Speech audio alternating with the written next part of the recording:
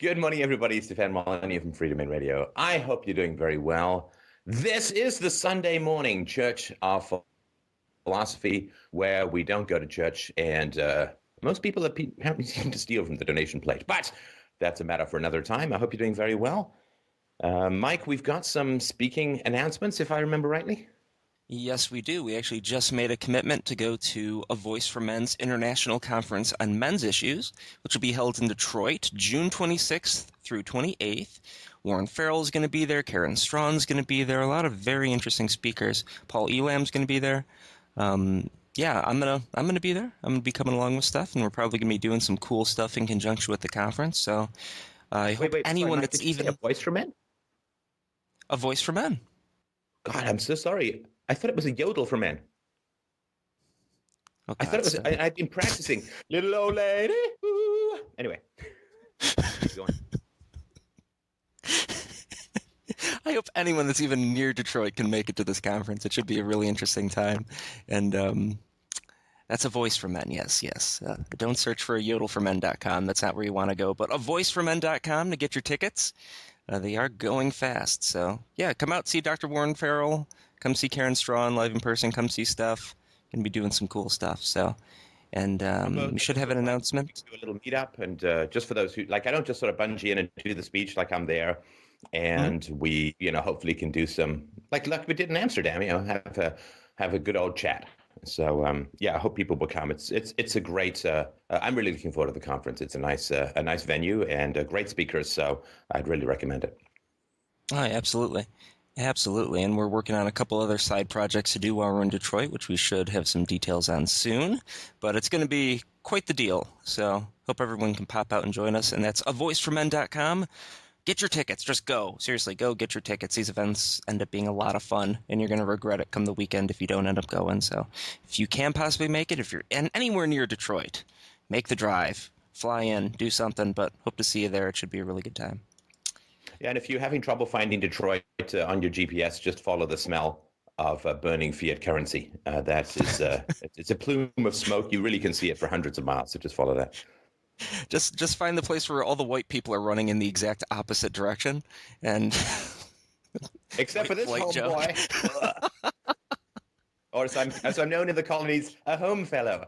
Anyway, for the people that want to understand that reference, it's there's been a significant amount of white flight from Detroit, which you can see in our presentation about Detroit's bankruptcy.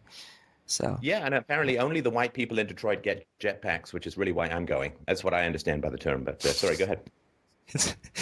Did Paul promise you a jetpack? Is that part of the reason? He did. He did. And anybody with a beard that big is automatically credible. Just look at Gandalf, or the guy from ZZ Top. All right, but that's avoiceformen.com, folks. Pop over, get your tickets. Hope to see you there, end of June. And also, one more announcement.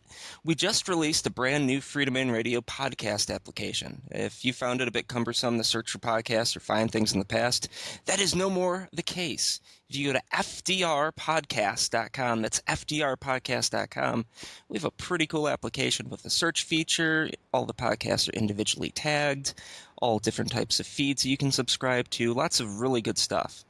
fdrpodcast.com. No longer do you have to email me going, has Steph ever talked about this subject?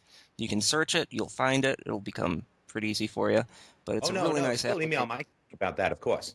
Yeah, I mean, just still because Mike, Mike's days, the hours in the day, they stretch like long shadows at sunset. So fill up Mike's inbox with a couple of pings so that he's not just staring at his screensaver, wondering what he's doing with his life. So please still email Mike about it. Also email Mike if you're a history student and ask how it's possible that we managed to get podcasts from Franklin Delano Roosevelt. I think that's important. But sorry, go ahead. But big thanks to Kevin and James for their work on that podcast application. It's the version 1 right now, so if you got any suggestions how it can be improved, what you'd like to see with it, just let us know, and we will try and implement those moving forward. But it's a really nice step forward, and some more cool stuff is going to be coming with it in the very near future. So I think that's it as far as announcements. No, there's one more. I'll be speaking at a conference in Toronto. Oh, but it's not officially 100% confirmed, so I don't have all the information up. But we are in talks, most likely guaranteed, to be talking at a domestic violence conference in Toronto in early June. And we will have that information up on the Freedomain Radio website, and we'll announce it on following shows as soon as that is 100% locked in and confirmed. And we're not going to New Zealand. Oh, we got a quasi offer to go to New Zealand for a TEDx conference that we won't be making. Not in their budget to even pay for airfare this go around, and 18 hours on a flight. Well, actually, I did a little research. To get to New Zealand from Canada, it's actually easier to simply take your fingernails and burrow through the center of the earth. So, did you know? This is an interesting bit of physics here. So, okay, let's say I did that. Let's say we put that in the business plan for next year. I burrow through the center of the earth all the way through. Do you know what happens if you jump in the hole? What's that? Well, I used to think that you'd sort of go, like an elastic or a bungee cord, you go boing, boing, boing. Actually, you just fall and slow down until you come to a stop right in the middle of the earth. Then do we just fill the hole in and leave you there? Is that the plan? I wonder how Skype's reception would be. But if there is anything you need to talk about with our working relationship, perhaps we could do it during the show. That is the first impulse that came to your mind, was burying me in a hole filled with lava. Okay, I guess the first caller up is Mike. Mike, you have some problems with the person you're working with. Is there something you'd like to share? I'd like to talk about resentment, Stefan. Well, I think you are. I think you've already brought that up. All right. No, who's up first, Mike? All right, up first today we have Jim and Jane, a couple on the line. And they wrote in and said, this is a summary. My partner did something to breach my trust. Once the damage is done, is it ever possible to build trust again in a romantic relationship? Go ahead, Jim and Jane. Hello. Hi. Good morning. Can you guys both hear me? Yes. Yes. Okay, you're not like passing a little earphone back and forth, right? So we can have like dare I say, a three-way? Yeah, we can both hear you. We both have headphones in spliced. Now, hopefully a three-way is not the cause of the trust issue, because that would be kind of ironic. But I wonder if you could talk a little bit about what happened. Do you want to talk about it? I'm not sure which one of us should explain what happened. Do you want to hear from him or me? Who did the wrong? I did? Yeah, Jane, if you could, I think that would be excellent. Okay. And appreciate you calling in. I know it's tough stuff. I really do appreciate that that you're calling in. I'll try to be nice. I'll really, really work. I'm just kidding. But go ahead, Jane. I was thinking, I hope he's nice to me. But, we've been together for about 4 years. We plan on getting married in August. And last week, I went out with a friend to a ball game, and it was really cold at the ball game. We ended up sitting inside at the bar and getting really drunk, my friend and I. And basically what happened was, on the way home, we met someone on the train, and we went to that person's house, and I cheated. And basically, I blacked out. I'm not really sure exactly what happened there at that person's house. But the reports were just, basically fooling around with him and,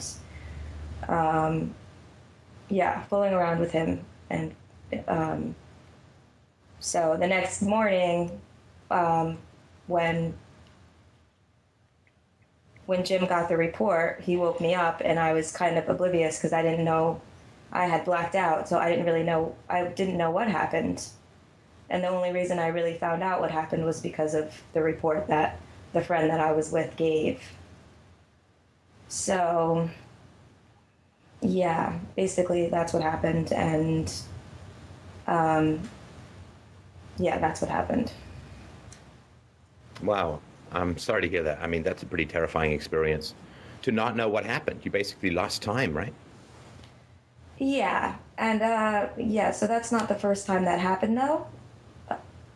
It's been happening. Wait, because you gave me a lot. First time you went to a ball game, first time you were cold, first time you went on a train, first time. Oh, okay. Do you mean the first time that you blacked out, or the first time that you were unfaithful? It's not the first time that I blacked out. It was the first time that I was unfaithful. but not the Right. first time that I blacked out over the years throughout my Is it 20s. possible? I don't mean to freak you out, but is it possible that it's not the first time you've been unfaithful, but you don't remember the other times because you were No, blacked out? it's not possible because of the situations that where we were. I remember, I know where I was those other times that we blacked out, that I blacked out. We weren't Okay. alone with someone, is what I'm saying. Yeah. And unfaithfulness is a continuum from like flirting, heavy flirting, all the way through like unprotected vaginal intercourse. Do you know where you were on that continuum that night? Uh, well, I am almost certain that there was no vaginal intercourse. Wait, you're almost certain that there was no? Yes. And how do you know? I'm not Because doubting of- you. I'm just curious about. Yeah, no, only because of the report that my friend gave, and I mean, only because I just feel like I would have remembered that. I think I would have remembered that. Okay, so I mean, I don't know. And when did this happen again? Was it last week? You Last said? week? Last week, yes. Okay. So a couple of technical items. Obviously, you've got to check for STDs, and a pregnancy test obviously would be a good idea, right? Just in case. Right, which has already been done. Yes. Yeah, both of those things have been But it done. may, yeah. Okay, and so if you're fine for that, that's obviously good. So I just wanted to double check on that. Yes, those things have been done. There is some fuzziness for me. It's just the first time I'm hearing the story, and I understand, Jane, also there's some fuzziness for you. So if you pardon me, just trying to sort of sort out the details of what happened in the moment. So when you met a person on the train and you went back to that person's house, is that right? That's right. And was it with your friend that you went to the ball game with? Yes. And the infidelity occurred with the person you met on the train or with your friend? With the person I met on the train. Right, okay. And your friend was there in the apartment or in the house when this occurred? Yes. Did your friend not see fit to stop you? She stated that she tried to stop me and that I wouldn't listen to her. And that so she kind of just gave up temporarily and was in the bathroom or in the other room, and she said that she had tried to stop me and I wouldn't listen to her, and so she was kind of just waiting for me to leave with her, but that she couldn't stop me. Wouldn't she call the cops or something? I mean, Well, no. it just seems to me like infidelity in an engagement, particularly if you're going to get married in August, infidelity is obviously can be a massively life-changing event. I'm not sure, but like, well, I tried to stop you, but then I just sort of wait until you finished having sex with a guy you don't even know, where you could get a disease or you could get pregnant and you could blow up your engagement. I'm sort of trying to look at the environment and trying to sort of figure out what was happening, because it seems to me like a friend would be like, no, I'm calling the cops. If you go in that room, I'm going to call the cops. And I'm going to get you removed from the premises because you're in no condition to assent to sex, right? Yes. She's not, we haven't been friends for that long, and I know that she's not the best, she's not a very good person. We were friends, In but what way? basically, I just don't, she's not, I can't say that I trusted her 100%, but, I think I was just friends with her because she was there, and she was also somebody that liked to drink. So we had that in common. She was kind of like my drinking buddy.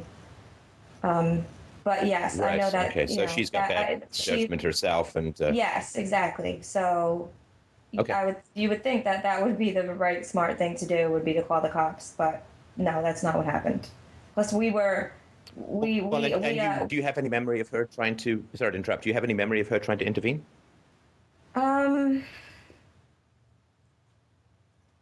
Slightly, yeah. Yeah. Nice. Okay. Well, I'm incredibly sorry for the situation. I really am. I am relieved that this crisis, obviously, I think it's fair to say that it's a crisis, has occurred before you've gotten married, um, because obviously it would be even more complicated afterwards. So, but I'm what a heartbreaking situation to be in, right? I mean, it is. I mean, heartbreak is one of these words that's used a lot, but I think it's fair to say that this is genuinely heartbreaking, right? Absolutely, 100%. Yeah, I'm incredible. I mean, I'm very sorry. Again, I just want to sort of point that out ahead of time. Me too. I'm sorry, Jim. We'll get you in a sec. I just want to sort of get a sense. So, Jen, you say that this drinking to blackout and losing time has occurred before, and how often has that occurred? Um, I mean, all throughout my 20s, but I would say, I mean, I'm 33 now, so I would say at least 10, 15 times throughout my 20s and up till now. All right. And what are you running from in yourself when you do that? Um,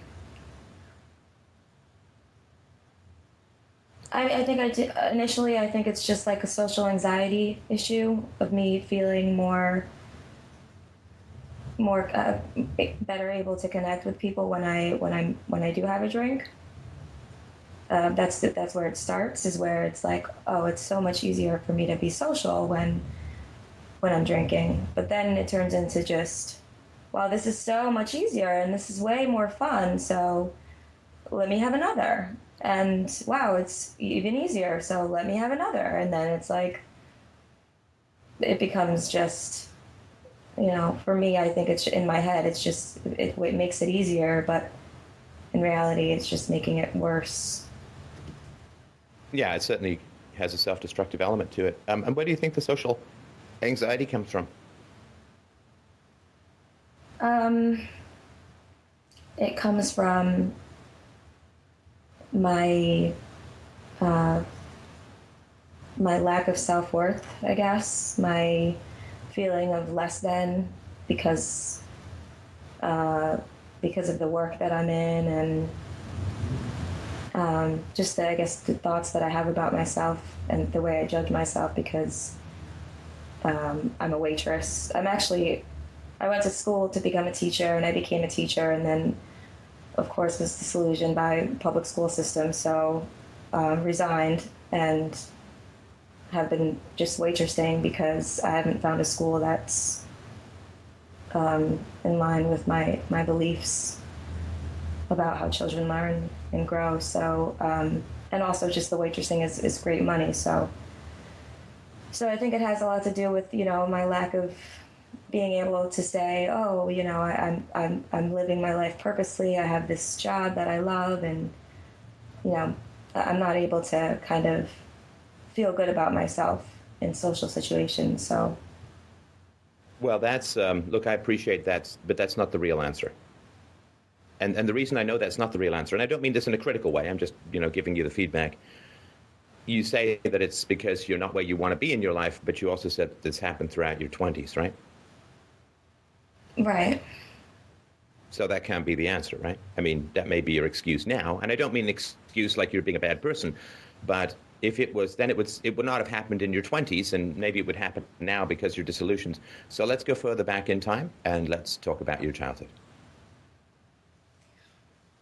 Okay, but in my 20s, I also was kind of striving constantly to be somewhere else. Like when I was in school, or the job that I was in was just kind of like a stepping stone to get somewhere else. So it could be that, not that I'm arguing with you, but I mean, that was Argue with awesome. me if you want. It's your life.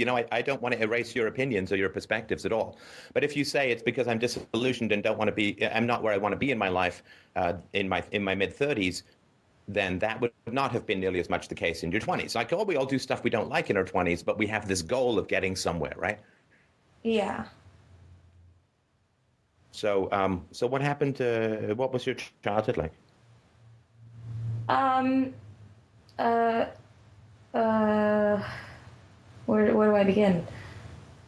I guess. Well, how were you disciplined? Um, my mom hit me like once or twice when I was young, but it was infrequent. I mean, I got spanked a few times early on, but I know that I can remember her feeling guilty over it and not wanting to do that, and more not spanking but yelling, yelling or punishing, but getting grounded and stuff like that. All right. And But your father? My father was incarcerated when I was like 4 years old, and we used to go visit him like on the weekends. But my mom and everyone else told me, I guess, that he was in the army, and that's where we were going to go visit him, because it was kind of like it wasn't like it was more like a country club prison. It wasn't like a real like lockup. Like he used to wear, like, I remember him wearing like a brown suit, and like we used to, all the families used to meet with the men like in like a courtyard kind of. But yeah, I thought he was in the army. My mom and everyone else lied to me about that until I didn't Why really. was he incarcerated? Selling drugs. So he And was. how long was he incarcerated for? Uh, like 5 years, maybe less. Three, Oh my 4, God. 5. Yeah. So I was So like, from 4 to 9, yeah. you would go and visit your father. At some point, you must have guessed that this was not a country club, right? No, I didn't know until I was older. I didn't realize till I was older that he was in jail, and it was like Hang on. So accidental. you said you were 4. So you were 9 when he was released? About that, yeah. And did you go and visit him often? Yeah, and then when he got out, he had visitation on the weekends, so we would see him every weekend, and we would spend time with him every weekend. Sorry, you mean, did your parents split up while he was in jail? Yes. Yes. Like my mom was seeing someone else also while he was in jail. Right. Right. I mean, I'm so sorry. I mean, for what it's worth, very much against the war on drugs. I think it's terrible to rip a family apart like that and to hurl a man in a cage for 5 years for selling drugs. I mean, it's horrifyingly unjust, and I'm incredibly sorry that happened to your family as a whole. Thank you.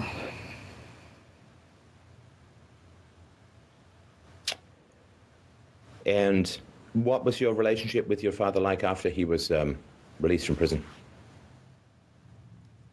It was just like on the weekends we would go to his house and spend time. It was just, it was nice, It wasn't like a deep connection, but he was always there for us. He always made it, very intentional to have us with him every weekend. And it was nice to spend time. And then as I got older, it was kind of like every other weekend, as I was a teenager, it was kind of like every other weekend. And then it was kind of whenever we chose to, once we got our driver's license. And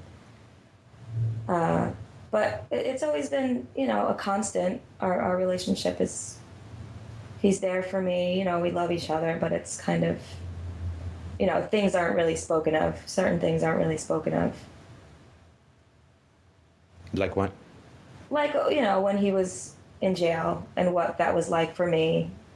Like discussions of what it was like when he was married to my mother and when I was little, or even now, like kind of like any conversations that are deeper than just, so how's work, kind of.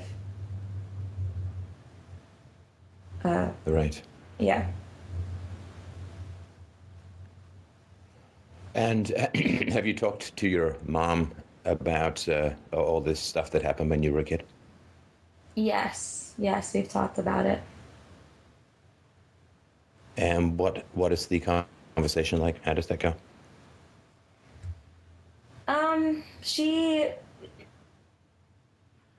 She told me about how what led up to his arrest and how she kept telling him, to be careful and that to stop doing it, that he was going to get in trouble, and was kind of like I told you so kind of thing once he got arrested. And that first night she kind of just left him there because she told him that was going to happen, and he didn't listen to her.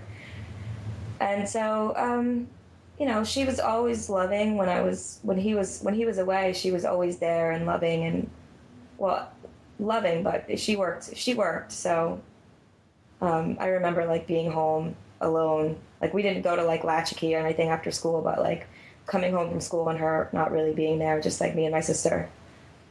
But yeah, I mean, she regrets that she lied to me about him being in jail, but she felt that was what she needed to do then.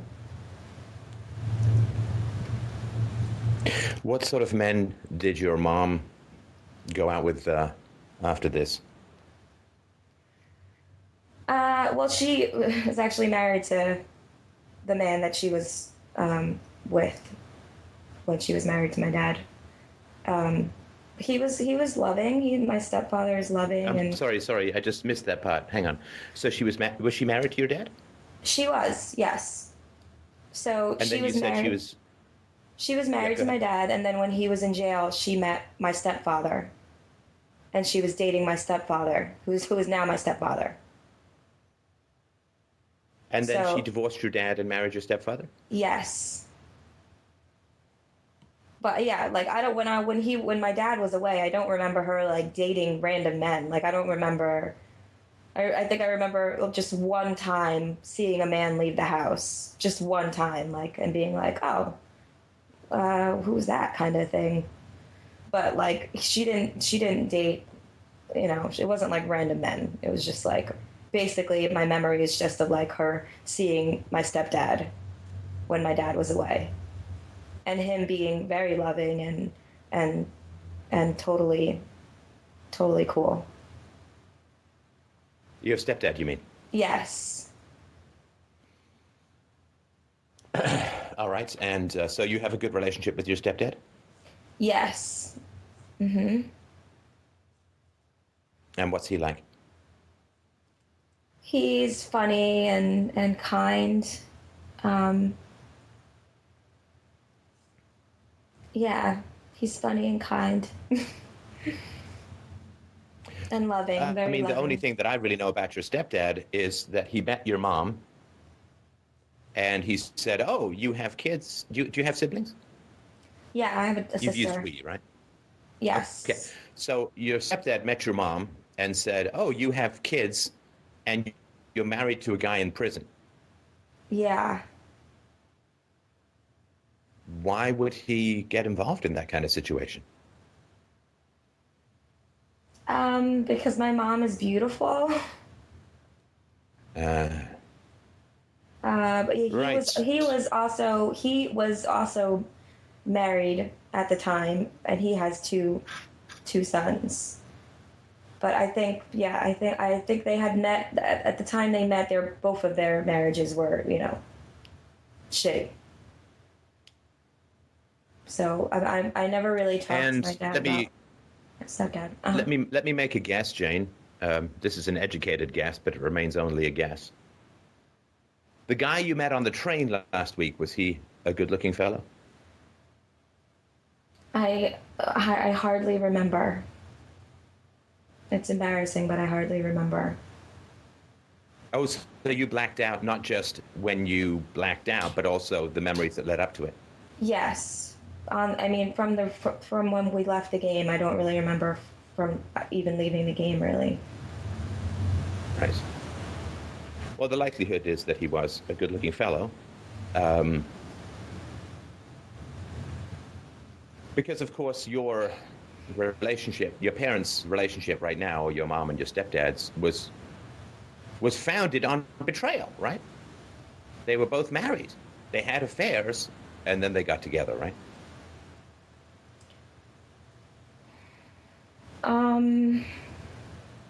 Yeah. Yeah.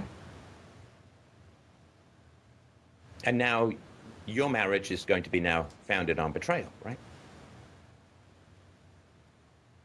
I'm just saying that there are these patterns in life when you look for them.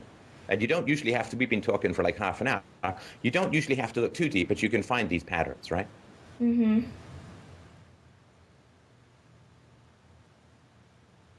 Mm-hmm.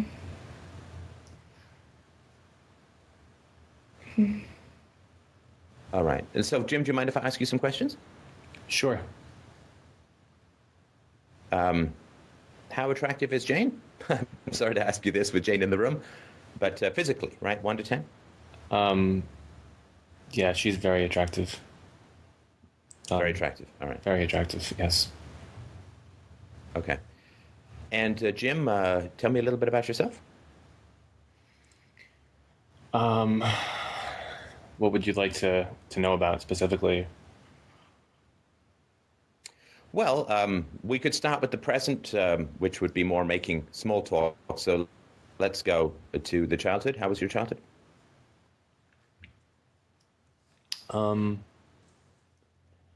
So my inclination is just to go where if I was hit, when I was hit, kind of thing. So my mother was my mother has always been really loving, supporting. My father was like a workaholic, and at a very young age, I remember when I was like 8 years old, I remember my mother crying and telling me that one day she's going to leave my father, and like feeling really bad about it, because she's like a really How old? Sorry, how old were you? I was about like 8 or 9, and Well, hang on. We've got a lot of time there before 8 or 9. Okay.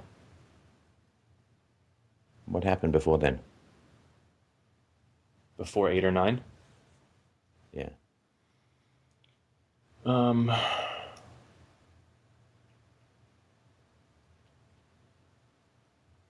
don't know.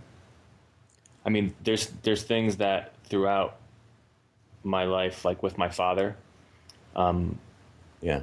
I know, like, and this is before even I was born. My father was married, and his wife committed suicide, and then after, then after, so I have a half brother from my father's first marriage, and my mother and my father met through my mother's uncle, who was a priest, and like they said that there was this guy that his wife committed suicide, and then my mom talked to him, whatever, and they ended up getting married.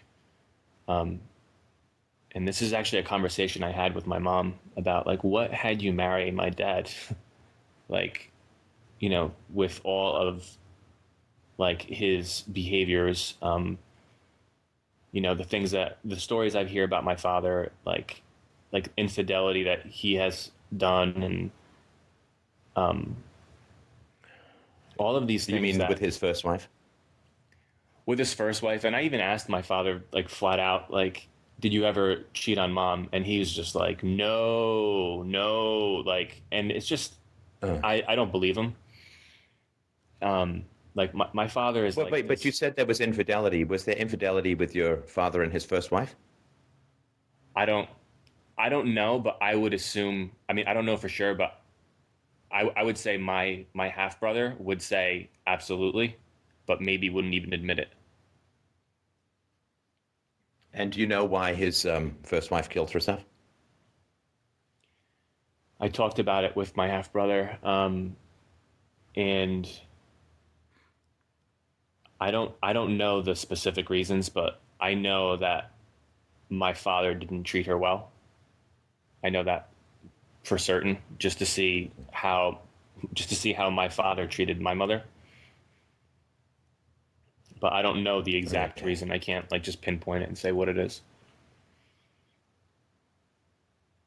And Jim, what do you do for a living? Uh, Currently, what I'm doing is I I'm in sort of like a UX design position, like creating and designing interfaces. For, You mean the user interface? yes, yes. Okay. And I'm sorry. Go ahead. I just was just sort of again. How old are you, Jim? I am 31. 31. All right. Do you guys want to have children? Absolutely.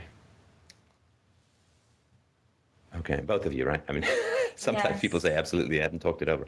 Yeah, Yes. You both want to have. we talked it over a lot, and I mean, it's one of the things that like where we are in agreement on in so many ways. Like, yes, Jane is absolutely beautiful, and the thing that really keeps You me, mean because like physically, physically, yes, and the thing that like right? makes it so hard to like to leave her is just the fact that the way that we've talked about how we're going to raise our kids and what we're going to do, like we're completely on the same page with that, and that's a really important like factor in my life. Like that is something, like a virtue that she has that I value highly beyond whatever she may look like. You're right. All right. Now, what are you guys' levels of emotions during this conversation? You sound kind of monotone to me, and I've been crying because the stories are so gruesome. Yeah. Your histories, I'm so sorry. I mean, what a complete mess. And how are you guys doing emotionally? Well, this Or where are happened you guys emotionally? now. It's like 10 days ago. So, I mean, obviously, when it first happened, it was like tremendously, it was just tremendously overwhelming to the point where it was like, nervous breakdown kind of. The first 2 days after it happened was like literally nervous breakdown where like I have never felt the pain in my body, anything ever like that before. So the first 2 days were incredibly painful, and then once I spoke to my coach, my therapist, about what had happened, it subsided a little bit because we were able to actually sit down and talk clearly about what led, the events that led to that, and what happened that day. So every day it's been just like easing just that slight bit where it's not as painful, but you know, it's still it's still present, obviously. But I'm laying down right now. We were ready to we prepared ourselves to talk with you, so I'm laying down just in a position of comfort to be able to just talk to you clearly, and so that's where I'm at right now. Yeah, and for me, Okay, like, so you're describing to me your emotions in the past, but you're not feeling too much in the present, if I understand it rightly. The emotion over the incident has subsided tremendously, but like In a week. right now, what I'm feeling right now is just a little nervous just to even be talking about it. But it's just yeah, it's more just a nervous being like on the show and talking to you, because we listen to your show all the time. So it's more like a nervousness over just Okay, talking to and you. Yeah. sorry to interrupt. And Jim, how are your feelings doing? so from the beginning of the show till now, like it's just been like anxiety, like just a fear of like of learning something new about myself that maybe I'm not going to be comfortable with, and still like a willingness to know, like I want to have like self knowledge so we can, you know, prevent this from happening again, and But you don't know why it happened yet. I've been listening for 40 minutes, and there's not been one piece of insight that I've heard about why this happened last week.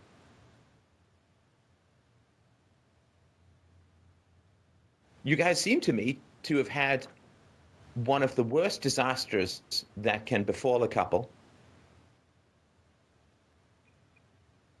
which threatens the marriage, threatens the having of children, threatens a 4-year relationship, and you guys aren't in your 20s anymore, right? So if you don't get married, then Jane, it's going to be tough for you to find someone in your fertility window to have kids.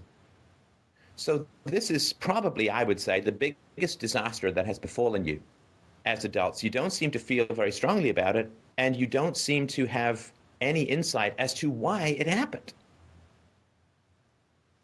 Well, I would say to say that we don't feel strongly about it is I don't think that's valid.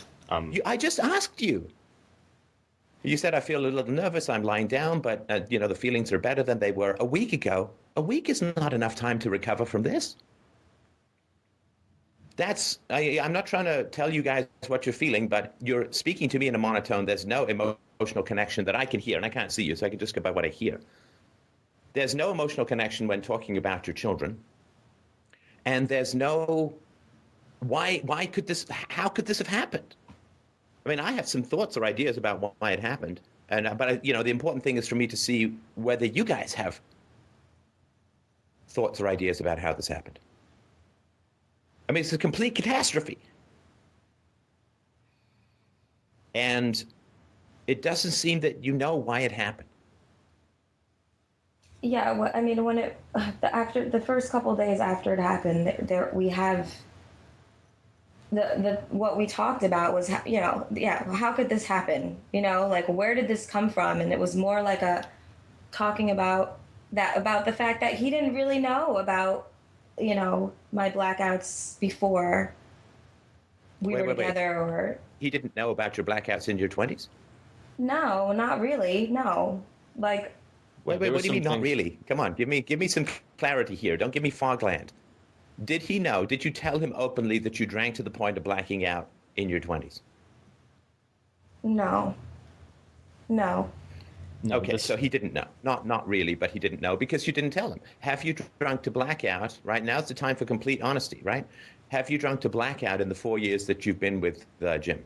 Yes, and he has seen that. He has, yes. Yeah, and I have seen it. I have seen it, and twice. Yeah, and I've been like, what is like surprising to me is like why I didn't see this as a huge flag when it did happen. Like I would be with her, and the way she would be behaving, it would just be like I would be completely just, turned off, disconnected from her, and I never like put it together that this is a problem. I just like, oh, you just drank too much. Like I feel like I was just completely blind to her blacking out. And how many times has it happened? Sorry to interrupt, Jim. How many times has it happened in the 4 years that you guys have been together? The times that I have seen personally, 3 times, and then this would be a 4th time that I wasn't there. And Jane, has it happened other times over the last 4 years that Jim doesn't know about or wasn't there to see? Yes. Good. I appreciate that honesty. And how many times has it happened that he hasn't seen? I don't know, maybe like 4 or 5. So what's that, 10 times in total over 4 years? Mm-hmm. Those are times that I haven't seen? Yeah.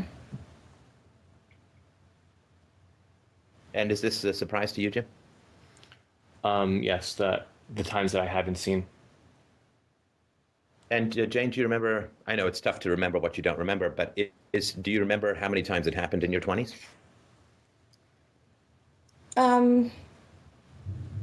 Yeah, maybe like 10 times.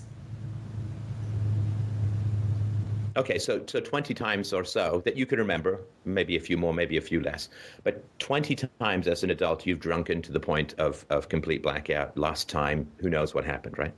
Right. Okay. And it's obviously not a problem that's getting better if it just happened last week. Right. I mean,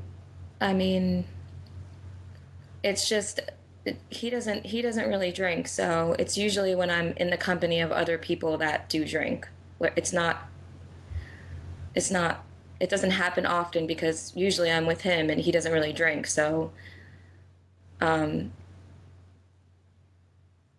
Yeah, I mean there was a time when I was focused on not doing that anymore, and that was the time right before I met him where I was very intentional on not drinking and trying to find a partner that was a relationship that was loving and nurturing. And I knew at that time that I needed to love myself first and respect myself before I could find a Which partner. you don't yet.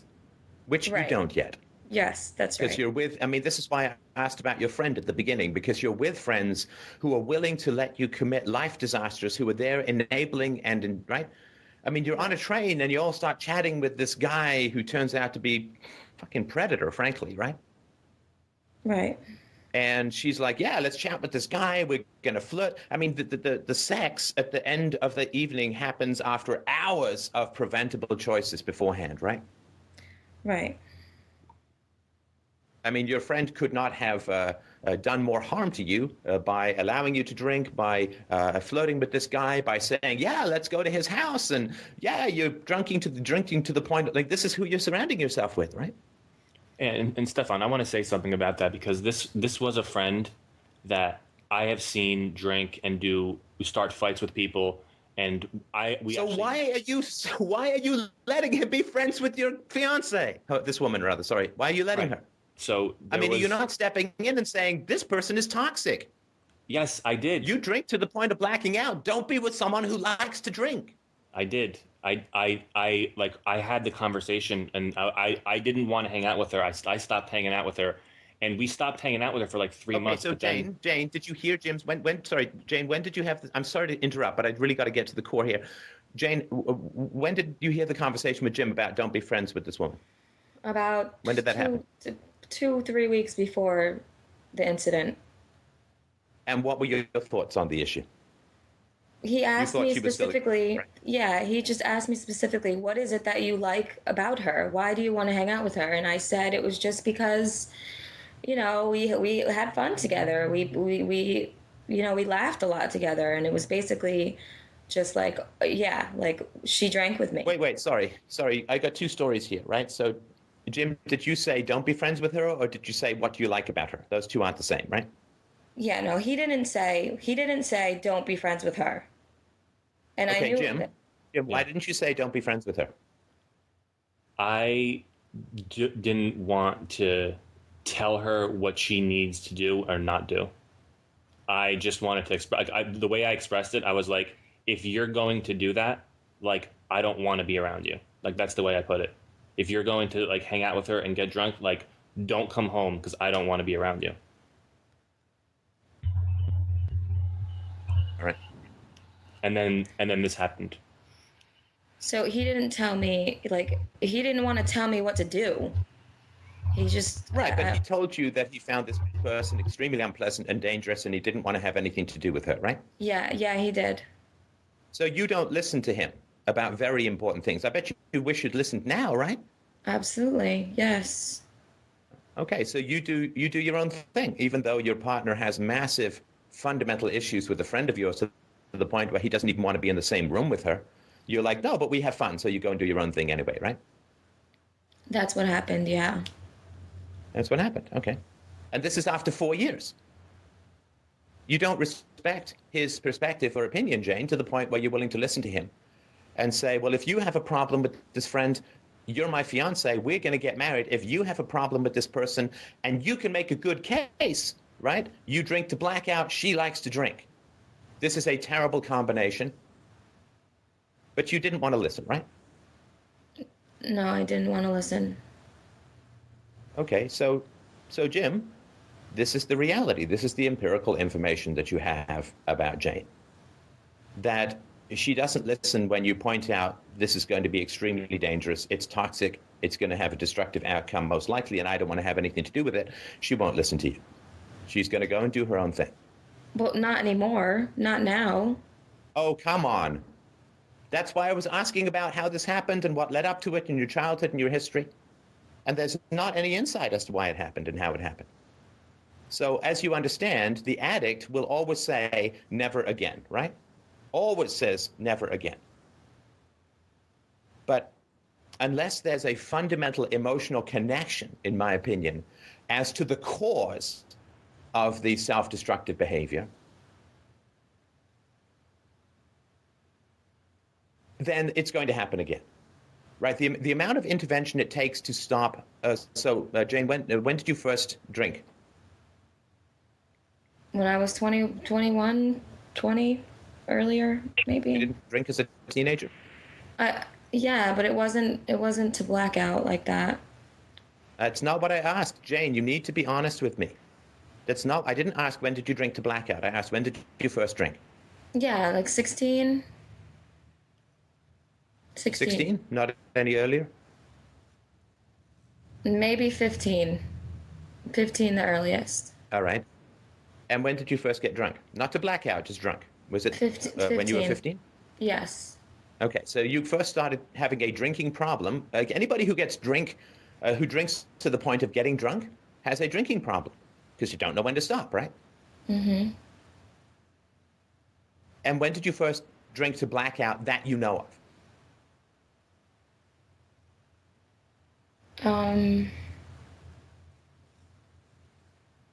It's when I was 20. 20. All right. Okay, so for 13 years, you've had problems drinking to blackout, right? Yes. And for 18 years, you've had problems getting drunk. Mm-hmm. You don't seem to know the connection with your childhood and your father's incarceration, for which I have enormous sympathy. And therefore, your statement, like not again, is not to me. I'm just telling you my thoughts. I'm just an amateur on the internet. Is not credible. You don't have enough knowledge as yet to be able to know why you're doing this or how to prevent it. Right, but I do have awareness after around... 4 years, you don't listen to your partner about him telling you this situation is dangerous. Which means that you don't really get, and how could you? I mean, given your upbringing, but you don't get what it is to be a couple. To be a couple means if you have a problem with this person, I automatically have a problem with this person. If you don't like this person, I need to thoroughly evaluate the relationship.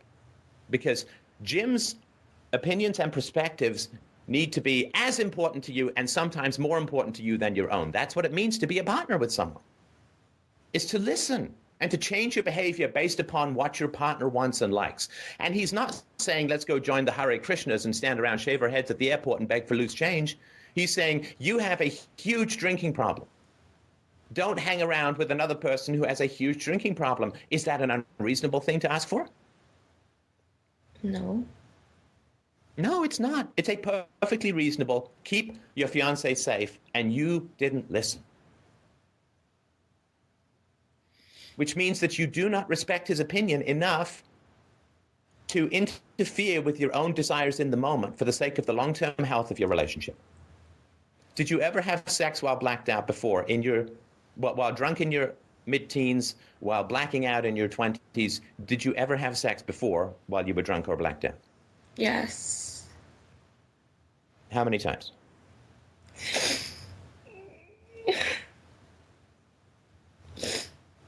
I don't know, like 2 times or 2 times, 2 or 3 times. Okay, now before in this conversation, if I remember rightly, you said that it did not happen before. It had not happened that I had cheated on him. All right. Now, had you had sex before while blacked out while you were in any other relationships? No. All right.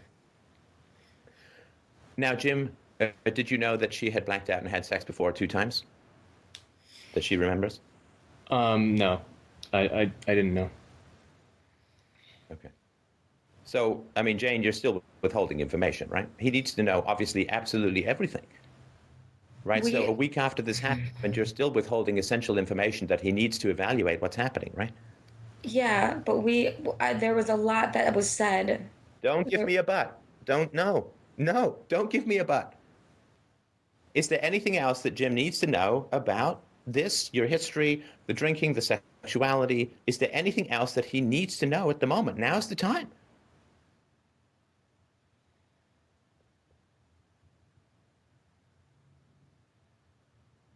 I mean, no, there are stories to be told. Yeah, I mean, I guess because we sat down and we did this where it was like he said that to me. He said, "Tell me now. Is there anything else that I need to know?" And there was several things that I spoke. Wait. Sorry, Jane. Jane, when did he say that? That was like 2 days after the incident where we sat down and you didn't. No, I did. I did. I told No, him. you didn't, because he's still getting information now that he needs to know that he didn't have until this actual conversation. I'm not trying to bag on you. I'm just pointing out a fact. He said, "Is there anything else I need to know?" Yeah, in that moment, I hadn't thought of to specifically say, "Oh, the blackout with the sex," but there were stories that I told him about times that I had blacked out. Several stories. Hang on a second. So you black out and you have sex with someone. He says, "Is there anything else I need to know?" And you didn't think to tell him that this had happened before. I did tell him. I did. I told him. No, he says that it's new information for him now. But that specific time, I didn't tell him that one story. But there were other stories that I told him that there were times that I blacked out that I did not remember what happened, and there were stories but you didn't include. You just Jane. You just told me that you had sex 2 times that you could remember in your 20s when you were blacked out, and Jim told me he didn't know that. Do I have something incorrect? I didn't tell him that specific story at that moment. No. Like from the conversations that we had, like she was willing to just tell me anything that I asked about, and I guess that's just something that wasn't said, or I don't know, or wasn't specifically asked that it's relevant, that way. That when she has sex, when she's blacked out, and you say, "Tell me everything that's relevant," do you think it's relevant that she's done it before? Yes, I do. All right. So this is what I mean when I say it's not a solved problem. Because she's still, and again, I'm not trying to be mean to you, Jane, I'm just pointing out the facts for hopefully for both of you, right, to benefit, which is that you're still withholding essential information from Jim. And look, I applaud you in talking about it at the moment. I mean, it's fantastic. But he did ask you if there was anything that he needed to know, and you withheld that this had happened before. And that is still very manipulative, right? And I can understand that. I really But I didn't withhold it. I didn't withhold it. If he would have asked me that specific question, I would have told him that. Come on. Or if it had occurred to me in the moment to share that with him, I would have. There's nothing that I need to hide from him now. There's nothing that I need to hide from him now. Do not insult my intelligence. Look, if you want to come to me to find out something factual, don't insult my intelligence. A man cannot know what you don't tell him. Well, if he'd asked me in that particular, that's not how honesty works. It's not a lock that you have to damn well pick. Honesty is complete disclosure. And you know, as well as I know, as well as everyone who's listening to this knows, that you withheld that because you feared a negative judgment from Jim. And don't tell me it's because he didn't ask the right questions. I mean, come on. We've got to be bigger than that when it comes to this conversation. You withheld it because it was a negative information for you to pass along to him. You withheld it because you were ashamed of it. You withheld it because you feared his negative judgment. But don't tell me it's because he didn't ask the right questions. I mean, come on. We have to be more honest with each other than that. I will tell. I'm willing to tell him anything. I was in that moment, and I am now willing to tell him anything. Not. No, you're still not. Look, Jane, you're still not being honest. And I sympathize. But you weren't willing to tell him that this sexual, drunken, blackout situation has happened before, which is directly relevant to the situation at hand. So you're not willing to tell it. You want to hide things because you want to protect yourself, or at least what you think is protecting yourself, because you want to get married despite what you've done, right? I assume you guys are calling because you are still thinking about getting married, right? Yes. And Jim, what are your thoughts about that at the moment?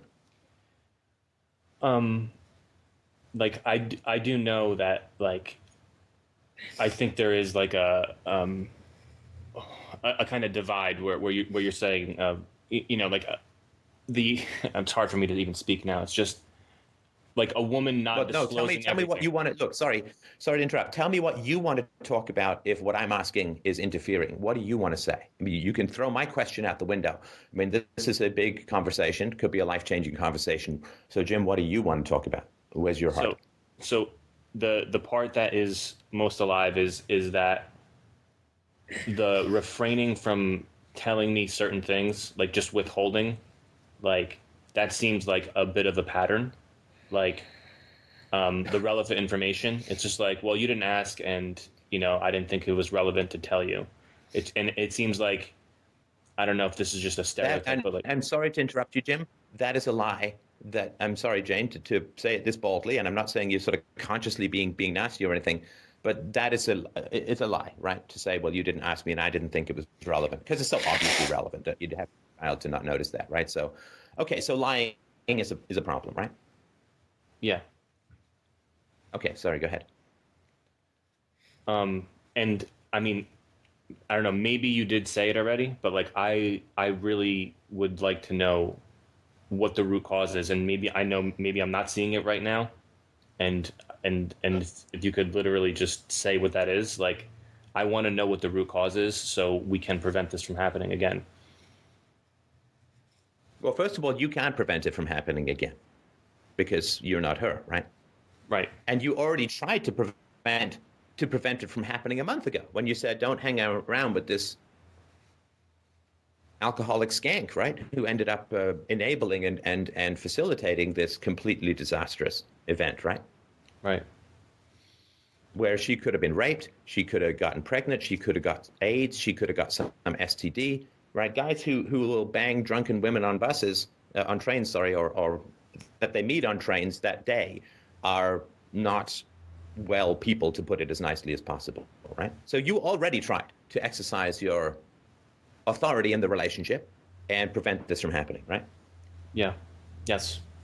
And she didn't listen to you. The disaster happened, and then she's continuing to lie to you about what happened in the past, right? Now, if she's being honest now, at least we can hope that she's being, maybe there's more. See, I don't know, right? The problem is when someone lies to me, afterwards I assume that they're still lying, right? And so I don't know what the truth is. You don't know what the truth is. And to some degree, Jane doesn't know what the truth is because she blacks out, right? Right. The cause is massive unprocessed childhood trauma, in my humble opinion. And it is truly a humble opinion, right? And that's sort of the original cause, right? But Jim, do you know what the cause is now?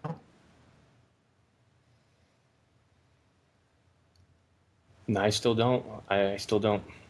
And I want to know. Okay, do you have a cell phone on you? Yes. Can you turn it on? It's on. Okay. Can you open up the camera application? And take a picture of myself. Yeah. Smart Right. guy. And what and You what are is the cause it? of it now because you're willing to put up with the behavior. Right. Because you're still thinking about getting married. Right. And because you've been putting up with the behavior for 4 years, you are the enabler. I know that. And I don't I don't think you do. No, I No. don't think you do. I don't think you do because Jim, you were asking me what is the cause? And you don't know what the cause is because you are the cause in your relationship of this behavior because she has been drinking to blackout during the time that you have been going out. I'm sure this lying has been a problem, and I'm sure that her not listening to you when you try to give her good advice is also a problem. And you are continuing to go out with her, and you are going to or thinking about getting married to her. So you are the cause at the moment. Right. You are the enabler. I accept that. Do you? Yes. What does that and mean that you accept that? What does that change?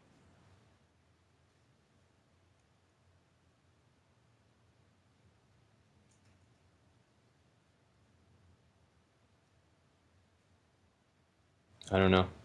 It seems like nothing. Right. So don't give me this stuff like you accept and blah, blah, blah. That's just trying to wave me off from something you're uncomfortable about. I accept full responsibility. What does that mean? Well, nothing. Well, then don't tell me that, right? Because you're just trying to manipulate me, right? Okay. Into And then going what off, could I do what would change if I did fully accept it? That you are enabling. Look, and I'm sorry to talk about you like you're not here, Jane. And again, I mean this with all sympathy to your history, but Jane does not have internal standards of behavior as yet.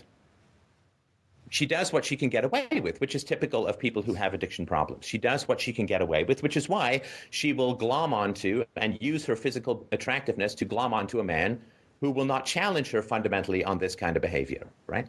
Because to be a very physically attractive woman is to always have some other guy who will enable you, right? Snap your fingers, snap your fingers, snap your fingers. You can have some other guy who's going to come and enable you, right? So you're asking me, what does it mean to accept that you're enabling this behavior on her behalf? Or like, or how could I, or what would have to change in me to fully accept responsibility? Like you asked me, like, what would change? Yeah. And I will tell you in a sec, but let me first ask you this question. Does Jane have a temper? No. Well, there's sometimes where I'm just like asking a question, or I want to like uncover something, and like just like in the past week, I was asking questions about just details about what happened, and she became like defensive because like she didn't know how to say I don't know, and she felt defensive about that, like because she doesn't know, doesn't remember, and she felt like saying I don't know is not a good enough answer, and it was just defensiveness on her part. And that was the only time that I really see any temper. And do you know why you don't see her temper? No, I don't. Because you don't stand up for yourself and you don't stand up for her. Because you don't challenge her on her dysfunction. That's why she doesn't manifest a temper. Right? Right. You are intimately involved in this disaster that happened. I don't mean that you're to blame specifically, right? That's fundamentally, that would be to take away moral agency from Jane, which I'm certainly not willing to do. What did you think was going to happen with a woman who had a long-term history of blackouts? You didn't know about the sexual blackouts, but had a long-term history of blackouts. If she goes out with a woman who is also a drunk. Exactly what happened. Right. So why didn't you work harder to prevent it? I asked myself that too. Like, I feel like telling her what to do and not to do is not. No, you don't tell her what she's going to do and not going to do. And I'm sorry, I don't mean to sound frustrated. You've never had this modeled, I would assume, right? You don't tell people what to do. You tell them what you will accept and what you will not accept. And let them make their choices. You don't tell her what to do. You tell her what you will live with and what you will not live with. Do you understand? Yes. If you are going to, as somebody who drinks to blackout, if you're going to go hang out with alcoholics, I am not dating you. I am not marrying you. You don't tell her what to do. You tell her what you will accept, what you will not accept, and let her make the choice.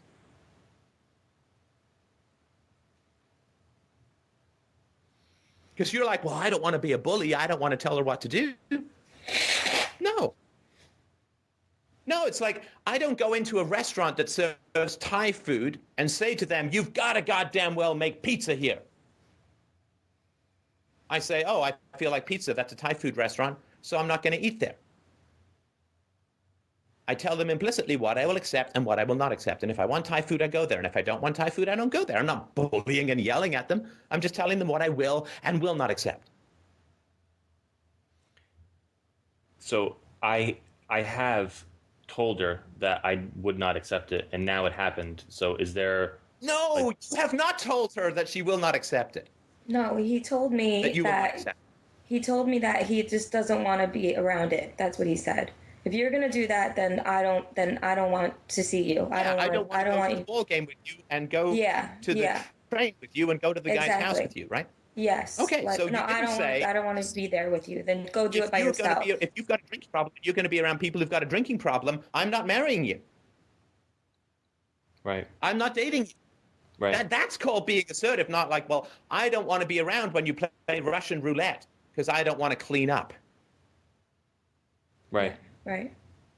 Yeah, I see that now.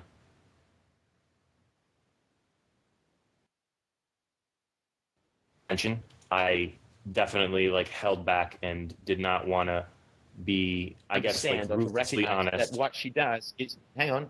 I hope that you have enough pride to recognize that what Jane does is absolutely unacceptable in a relationship, right? Absolutely, yeah. Right? Not listening, lying, going out, blacking out, having sex with other guys. This is, I mean, I don't even need to say that, right? This is absolutely, completely, and totally unacceptable. Yes. Okay. Now, you have been accepting it without the sex, we hope, for 4 years, right?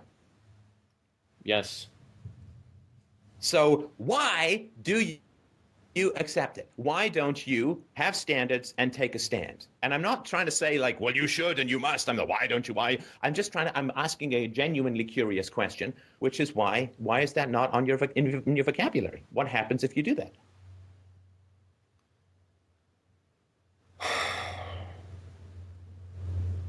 So if I guess there's a sense of like wanting to like help, like a wanting to help her, like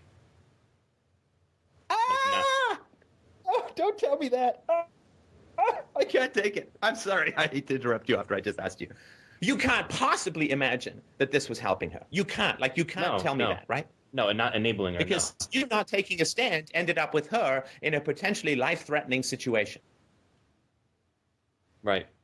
That's not helping her. So what else? Why don't you do it? Why don't you take a stand for her, for you, for your relationship?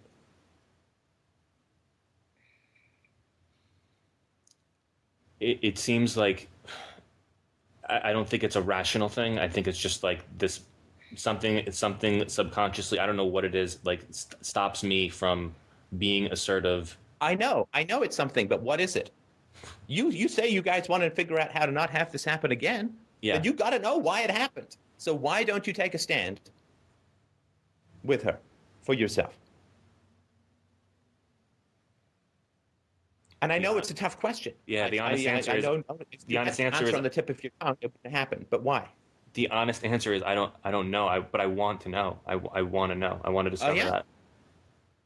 And do you guys want to keep going with this convo? Is this helpful? Yes. Yes. Jane? Yes. Okay, good. Well, I appreciate that, and I appreciate you guys hanging in there.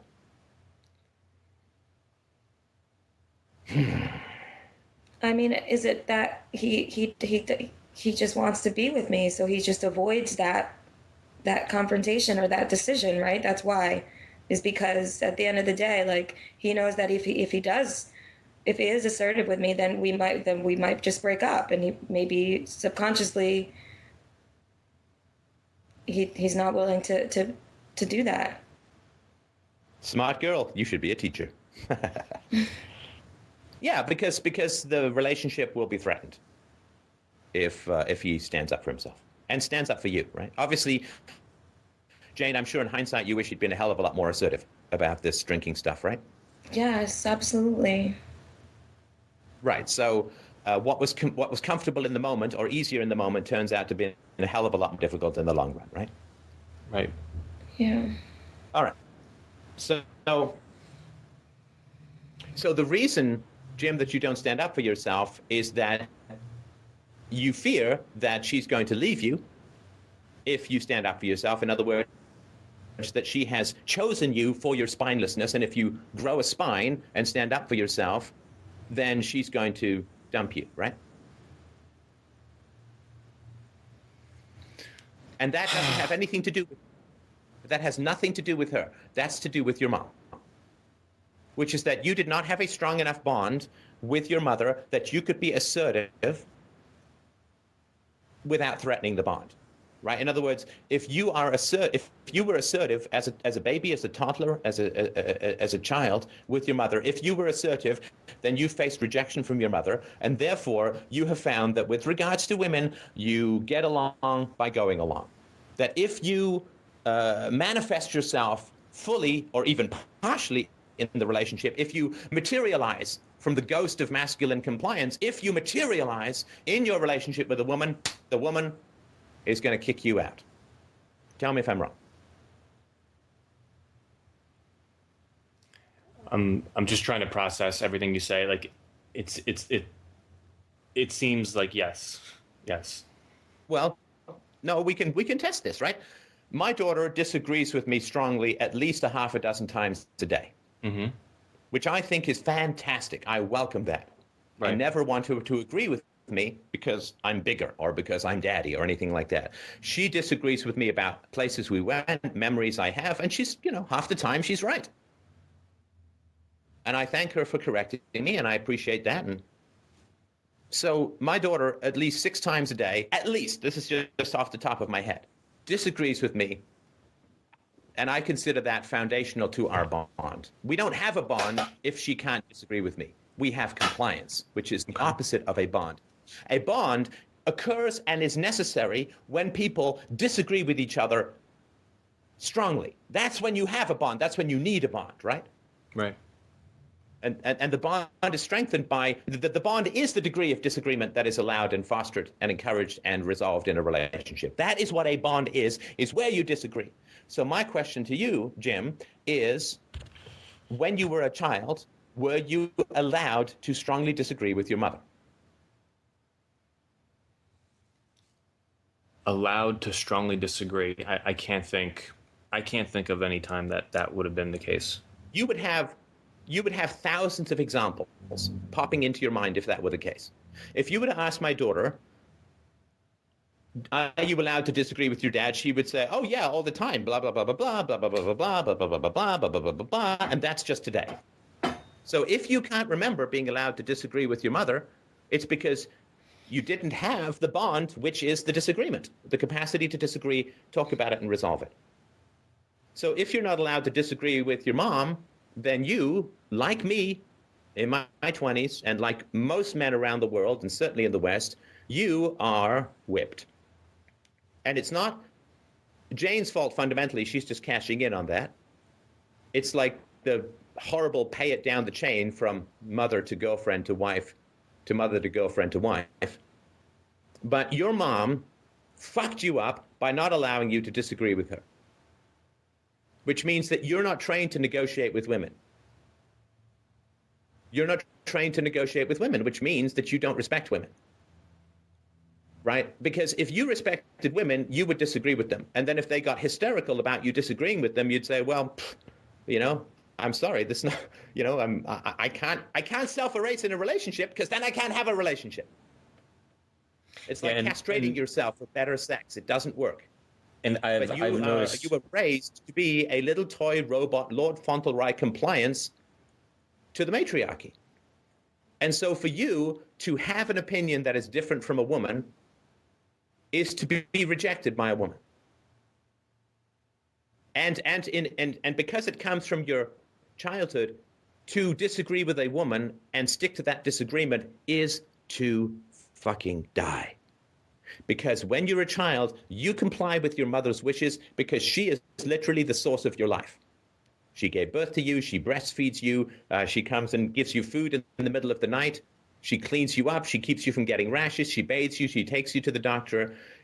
Mother is life. To disagree with mother if she doesn't allow it is to die. That is how we are trained. That is how we are programmed. That is what happens to us biologically. Disagreement with women is death if there is no bond. And so what you're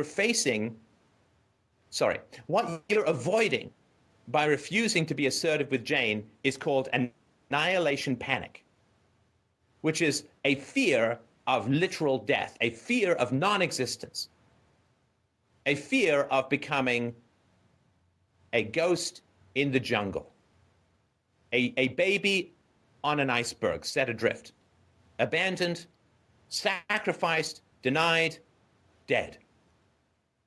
That's the legacy of your mom.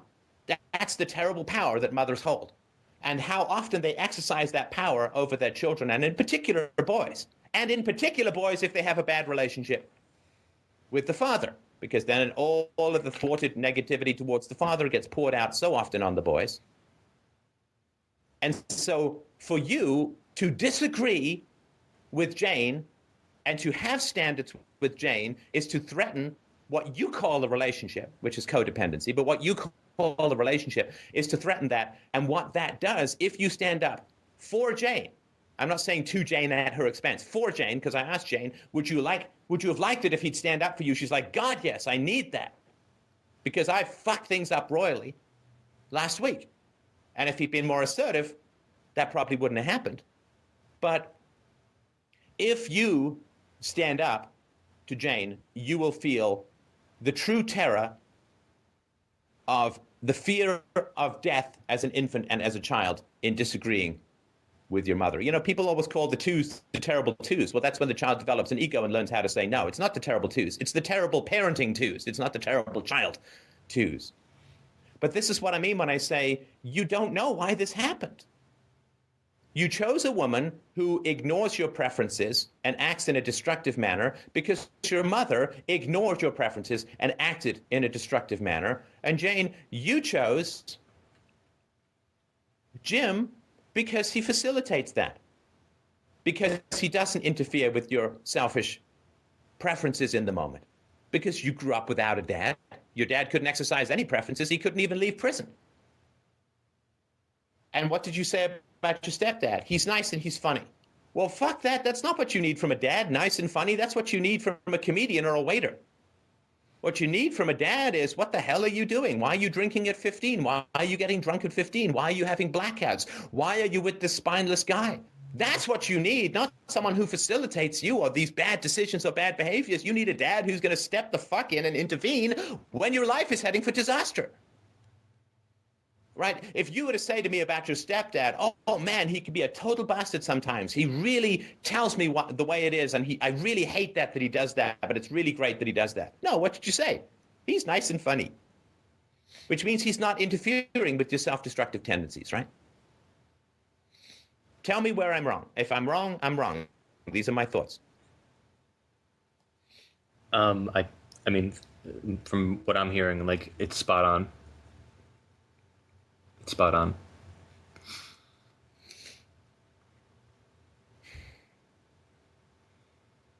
So the relationship as it stands is a manifestation of prior trauma. Yes. And if you get married, in my opinion, you are going to seal yourself in that trauma, never to escape.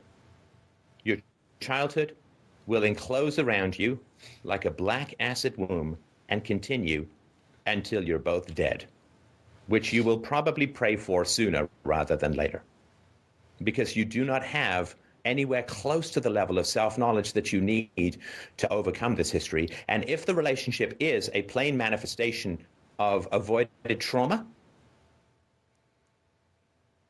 then it is going to be poison going forward. It will be poison for kids that you may have. It will be poison for each other. And either you're going to be ground into a fine scrotum-based dust life form, Jim, or you're going to stand up for yourself, in which case you'll probably end up with a divorce. And then Jane, despite all the great intentions you may have now, Jane will have a whole bunch of lawyers whispering in her ear how she can take all of your stuff and get true vengeance for all of her fantasies of happily ever after that were spoiled by your mutual dysfunction. In which case, you're going to spend years in court, spend $50,000 or $100,000 or $200,000, barely get to see your kids. This is a potential life disaster of the first order, like of getting a life-threatening illness disorder level. So you're saying that we can't make it better?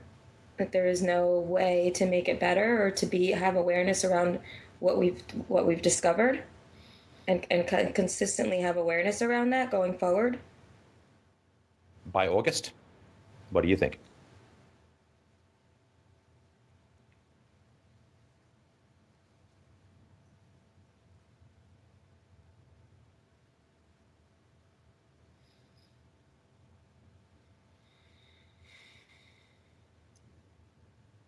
So putting that date aside, Right, that wasn't. I didn't get an answer there. By August, what do you think? I think it's possible. I mean, I think that I have already discovered a lot of things about myself, and that if I work on it every day, yeah, I do think that it could be a lot better. God, Jane, you were still lying to him at the beginning and throughout this call. You're not processing that. You're just trying to skate past that and say, yeah, let's keep going. You were still lying to him and to me, which doesn't matter about lying to me, but you lied to him over the last week about essential information that he needed to have. You're still manipulating him. You're still lying to him after you betrayed him. And you're saying to me, yeah, we could get married by August. Yeah, I'll work on it. You got to be kidding me. You can't expect me to take that seriously. I'm not your fiance. I'm not your boyfriend. I don't have to take nonsense like that seriously. So, Jim, if she's not going to be, I'm telling you, it's not possible. You cannot possibly resolve all of this stuff that is massive and new, especially because you're in your 30s. If you were 20, you wouldn't have 10 to 15 years of bad behavior with which to reverse, with which to change. It's May, June, July, August. Are you getting married early or late August? Is that the plan? Which late August. Okay, so you have less than 4 months from a standing start to learn how to climb Mount Everest. Right, in terms of self-knowledge, right? Mm-hmm. Tell me what you think, Jim. Do you think that this is a viable plan? If you were hearing this from some other couple, what would you think?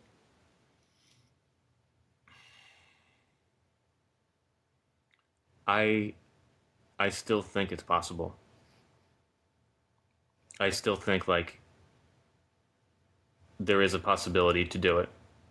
And if it isn't, like I'm not gonna get married, but I at least want to know that I'm on the right path to like, you know, healing all this childhood trauma and so we don't like it doesn't, like, to me it doesn't even marry, like the date doesn't fucking matter right now. I don't care about that, like if we get married or not. I just want to make sure that I can gather all the self-knowledge for myself to move forward, for her to gather all the stuff, so we can stop doing the behaviors that we have been doing. And whether we get married this year or next year, it doesn't make any difference to me. Like I want to grow and I want to work through this. All right. I mean, I don't know. Do you guys want to end the call, or how frank do you want me to be? Because, I mean, I think you're heading I want you to be frank. I want you to be frank. Okay. Jim, last week she got drunk and screwed another guy. After you explicitly told her that that is not something, not a situation she should be in. And she's lied to you about it since. I mean, I don't get any emotional response from you about this. She got drunk and she screwed another guy. Last week. 4 months before you're supposed to be getting married.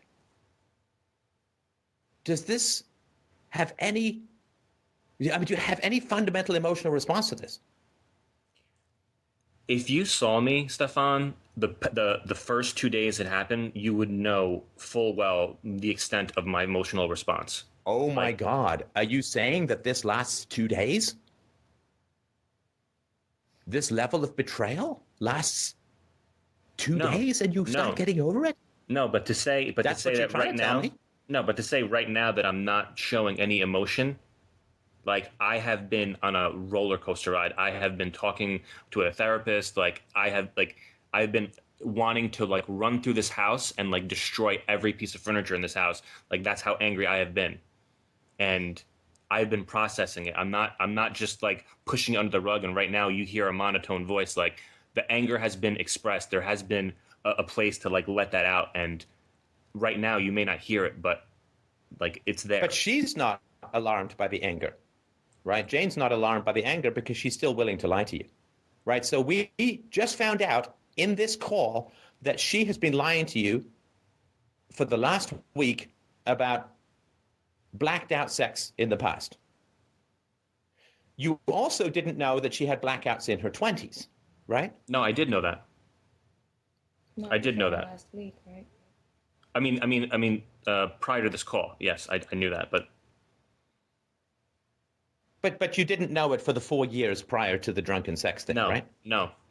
And there's a whole other slew of things that I didn't know that. Okay, but let's just talk about the revelation that came out in this call that she has had drunken sex in the past.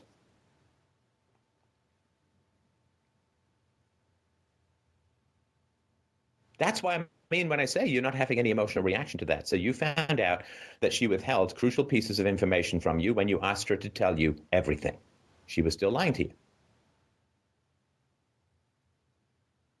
And you have no reaction to that.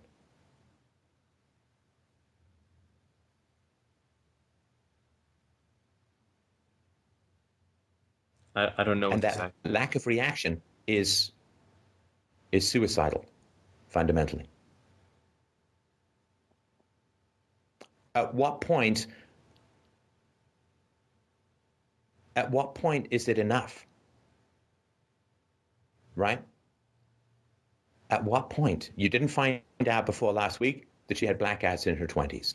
You didn't find out until this call that what she said was a one-time thing happened a few times before. Drunken sex, blackout sex. What has to happen for you to say that's enough? I have all I need to know. What has to happen? What is your point of no return?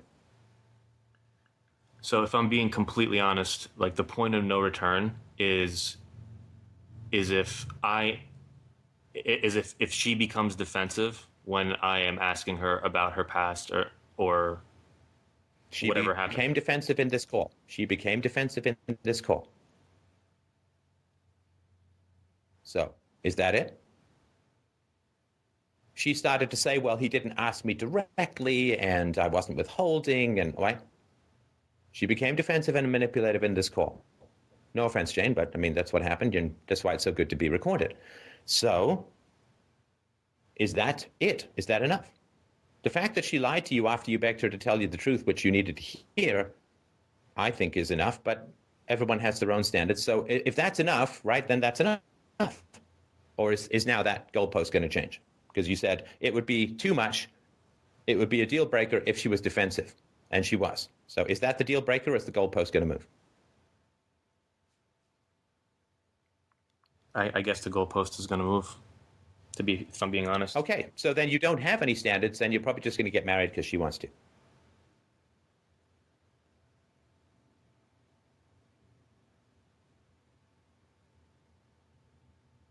I'm going to tell you this. Look, I can't tell you guys what to do. I don't do that, right? I mean, I did that once when a guy was almost drinking himself to death. I won't tell you what to do. I can tell you my feelings, what I would do. This is not any kind of commandment for what you would do. Jim, I'm shocked that you're still there.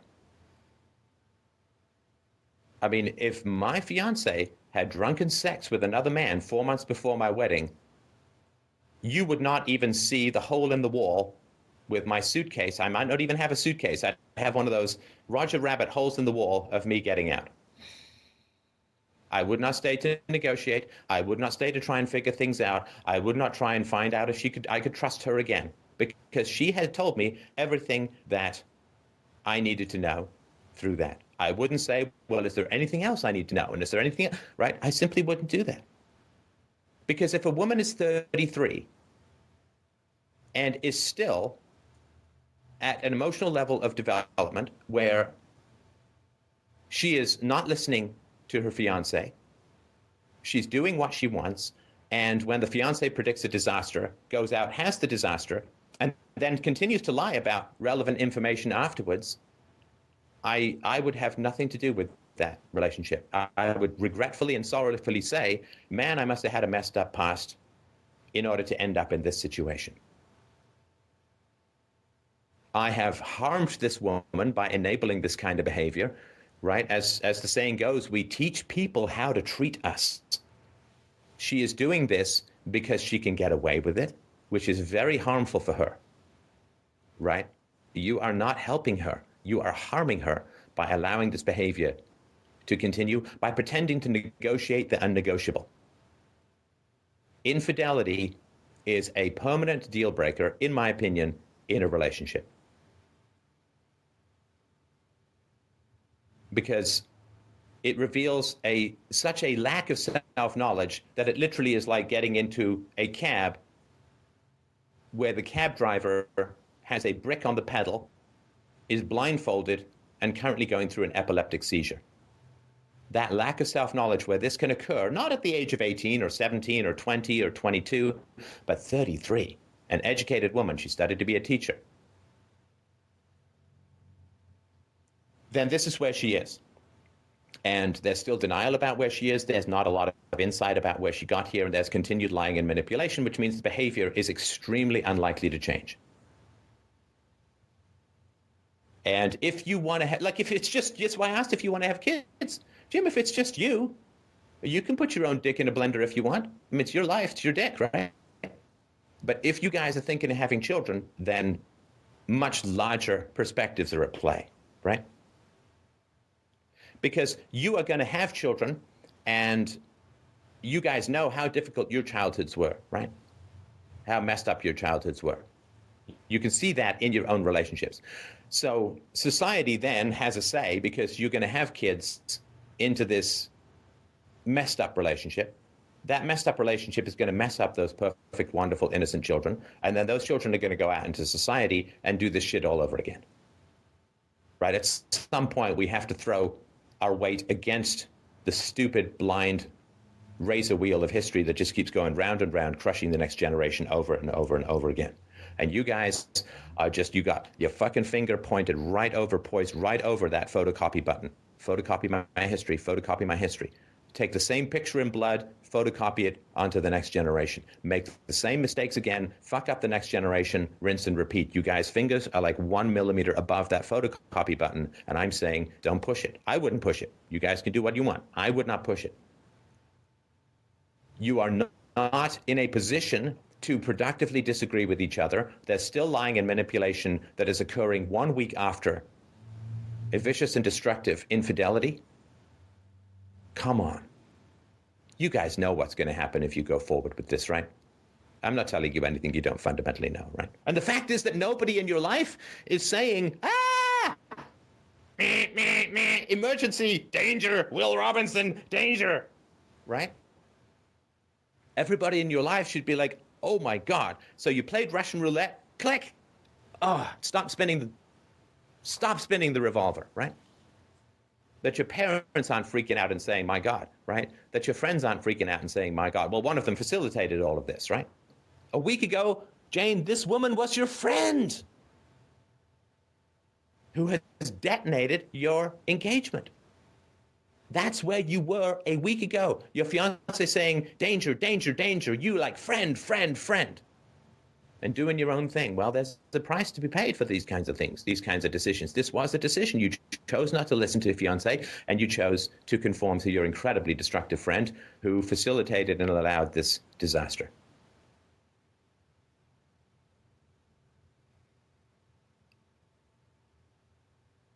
So, in my place, I've not had a woman cheat on me. So, I can't say from experience. But, Jim, if I were in your place, I would not continue the relationship. It's your choice.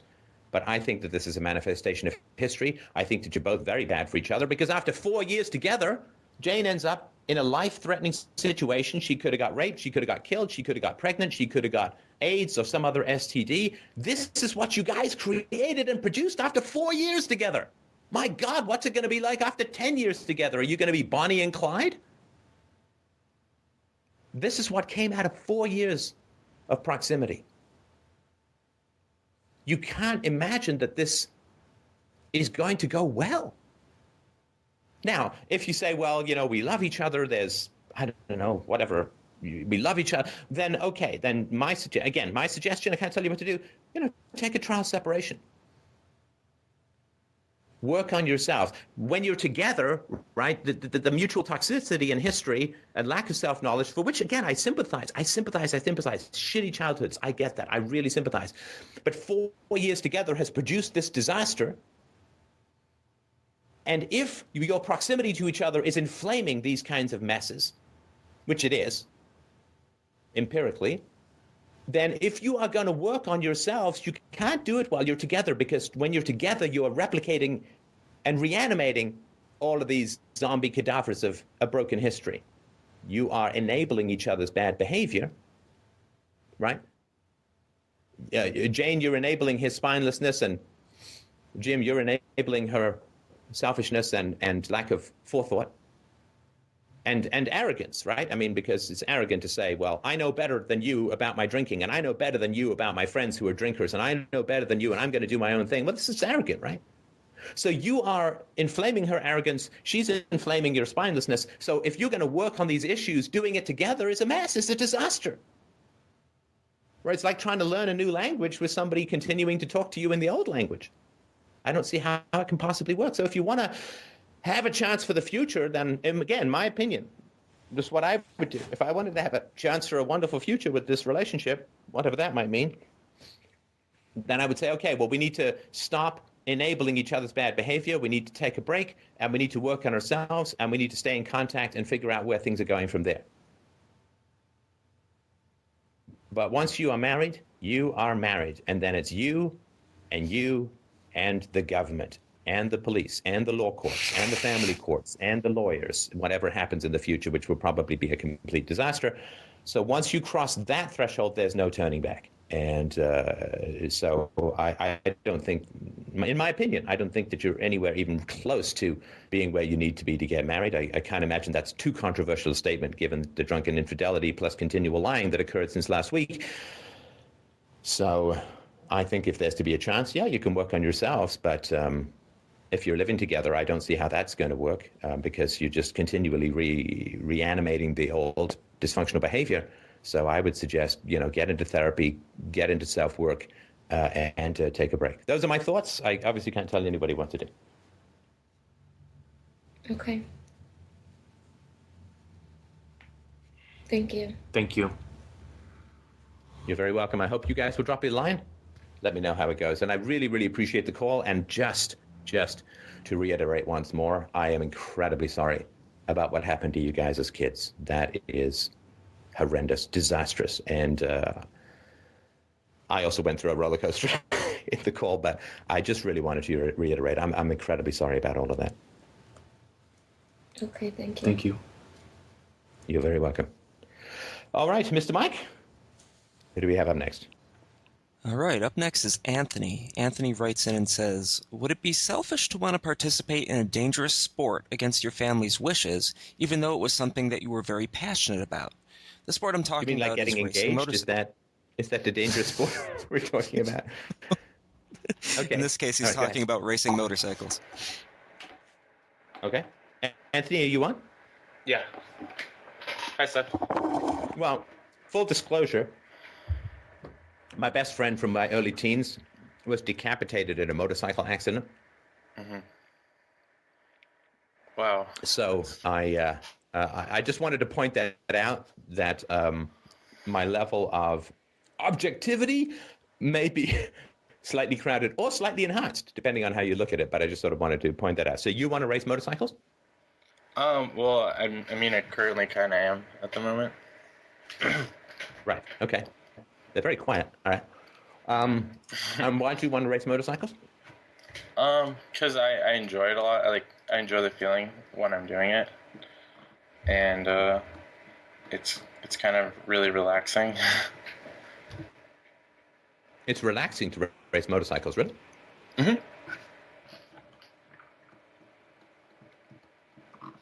Are you a thrill junkie?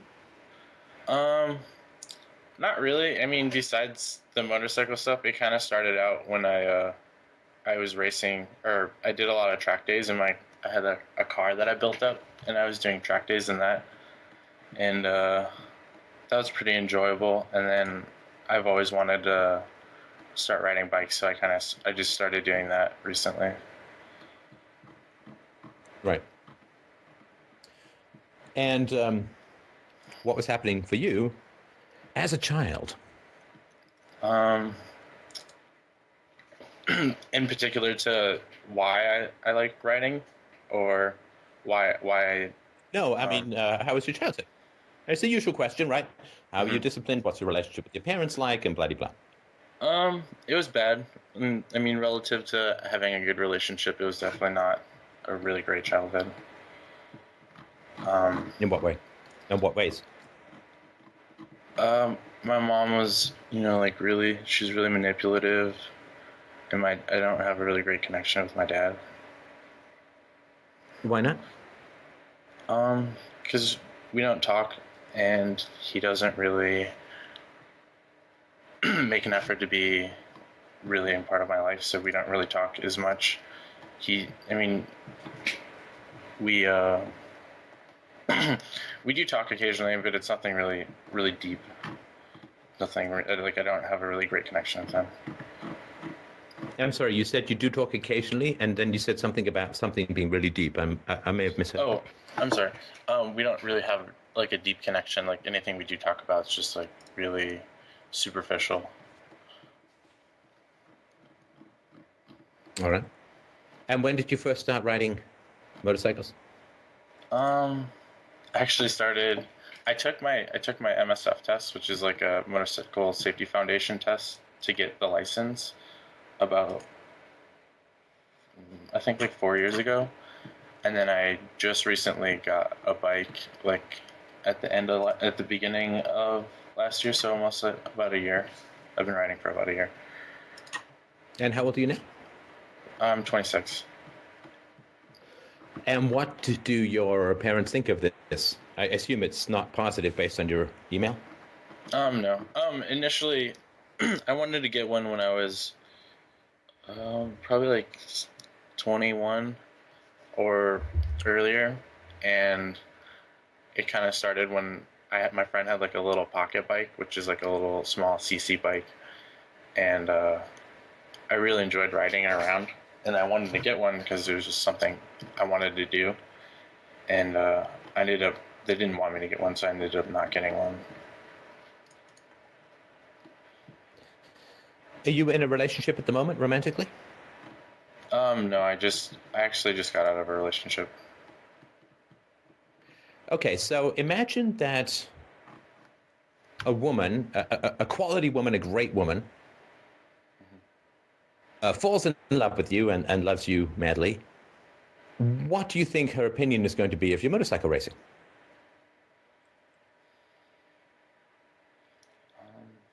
I don't think that she'd think it's a great idea, depending on what kind of woman she is. But if she was a great woman, she definitely. That's a wonderful non-answer. Yeah. Let me put it to you another way. Let's say that she wants to have children with you, and what would you think about your motorcycle relationship, your motorcycle racing, if she wants to have kids?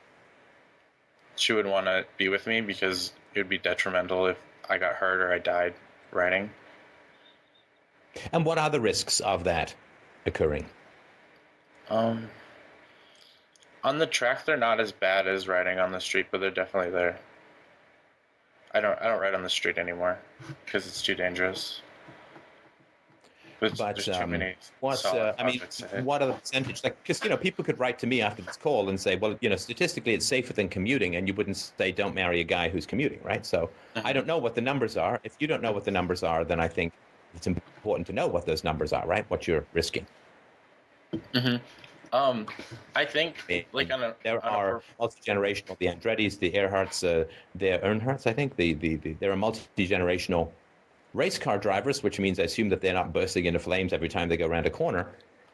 So, I mean, if it's something you enjoy and it's not particularly risky, I mean, if you're careful and all that, and the statistics are, if you become a musician, you spend a lot of time on airplanes and buses, maybe those airplanes go down, right? Just ask the Big Bopper.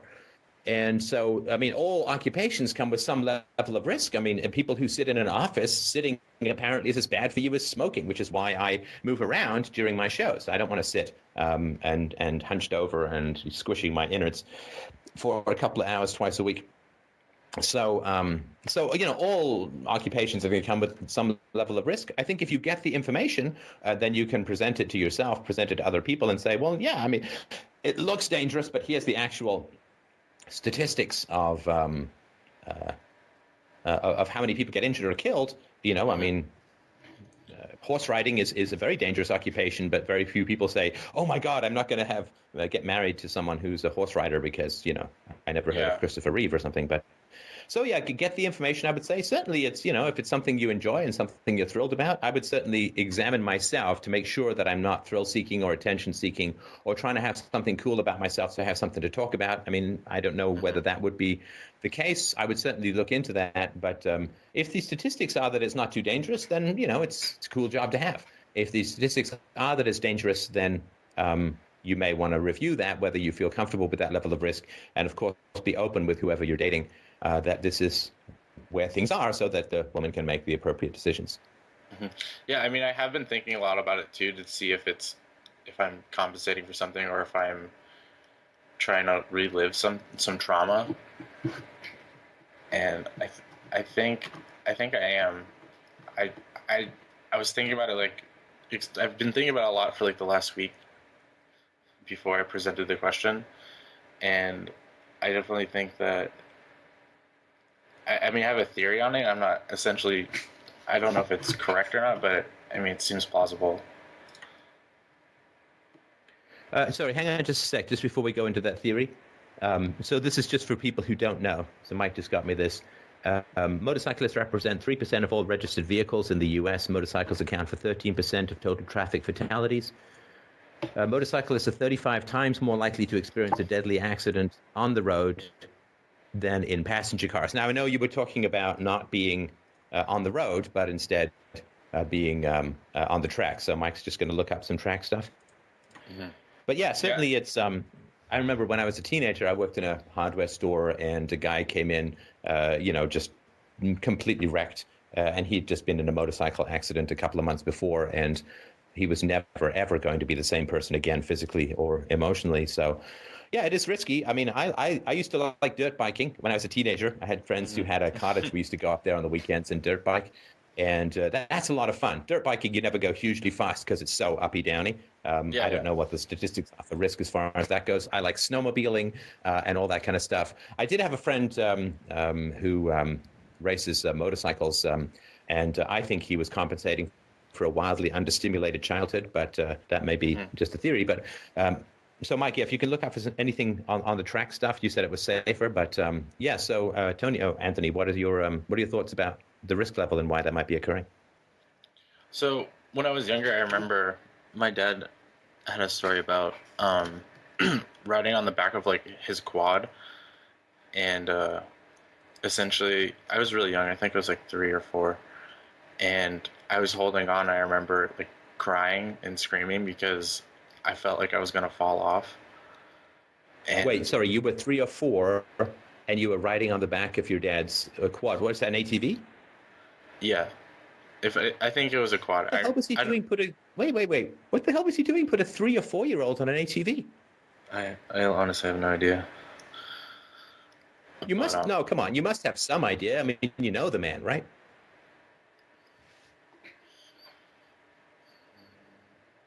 I mean, he was being reckless.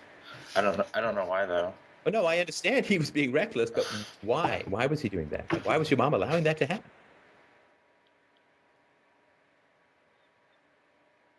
I mean, because you weren't. Were you holding on to your dad? I mean, you weren't even strapped in, right? Yeah, I mean, there's no seatbelts on it, so I was holding on to him, and I just remember like crying about it, and like feeling like I was gonna fall off the whole time. And then he said that during the during the time that I was on the bike, that he was thinking I was yelling to go faster, which doesn't make any sense to me, but that's... Wait, you were yelling to go faster when you were terrified of falling off? Yeah, that's what he thought I was doing. Oh, you thought he thought you were yelling for him to go faster when you were actually terrified of falling off? Yeah, exactly. Right. And then, so not the best listener or a father with the best judgment in the world, right? No, definitely not. And then on top of that, like, he has like a really bad streak of like when we'll go driving places, or, like as a family. I remember like 7 or 8 that we'd go up in the mountains, because I live where it's pretty mountainous over here, and we go on a trip, and he's like a really aggressive driver, and it just like I remember being really, really afraid and like super stressed out that like we were gonna fall off, or he'd like scream at people when we were driving, and I just it was weird because we went to dinner for his birthday, and I just it like pulled it back up, remembering like how stressful it was just being in the car with him and the family. And I was wondering, I mean, I think that might have been me trying to relive the trauma and me trying to like go back and perfect, or maybe just, I mean, I don't know. That's what I thought. Maybe Yeah, that's so I mean, why, there was like, a bond with your father. This is what men do, is they do risky, dangerous stuff, right? That's a sort of masculinity imprint, right? So there are, cultural imprints of what masculinity is that varies wildly from Africa to Japan to India to Canada to Australia. This is the template, right? What do men do? What do men do? And the reason why we do that is that our fathers in particular, we imprint on our fathers and do what our fathers did because our genes want to reproduce, right? They want to hit that photocopier. And our example is the example of a sexually successful strategy, right? Because if you have a father, by definition, he's reproduced. Hopefully it's he who reproduced with your mom. But if you have a father, then he was someone who got to reproduce with a woman. And so if you're like him, it gives you your biggest chance of reproducing with a woman, right? mm-hmm. I mean, you imitate the sexually successful strategies of your father. So if being callous with children and dangerous and not listening to kids and doing really fast stuff and doing dangerous stuff, if that is what works sexually in the tribe, if that's what gets you to reproduce with women, then that's what you're going to want to do. That's how you're going to imprint, right? Mm-hmm. Okay, so it potentially could not be like a bad thing that I'm doing it. I'm not trying to. Oh no, I didn't say that. Oh, okay. I didn't say that. Well, I mean, I didn't say that at all. It was more of a question. Okay, yeah. So, because I think I'm more are you interested in risky in exploring. other areas of your life, or is it mostly just the motorcycling? Mostly just that. I mean, I'm a really safe driver. I don't drive crazy on the street. I'm pretty normal besides that. Well, I'm not, but I mean, I'm pretty. No, I'm not risky in any other part of my life.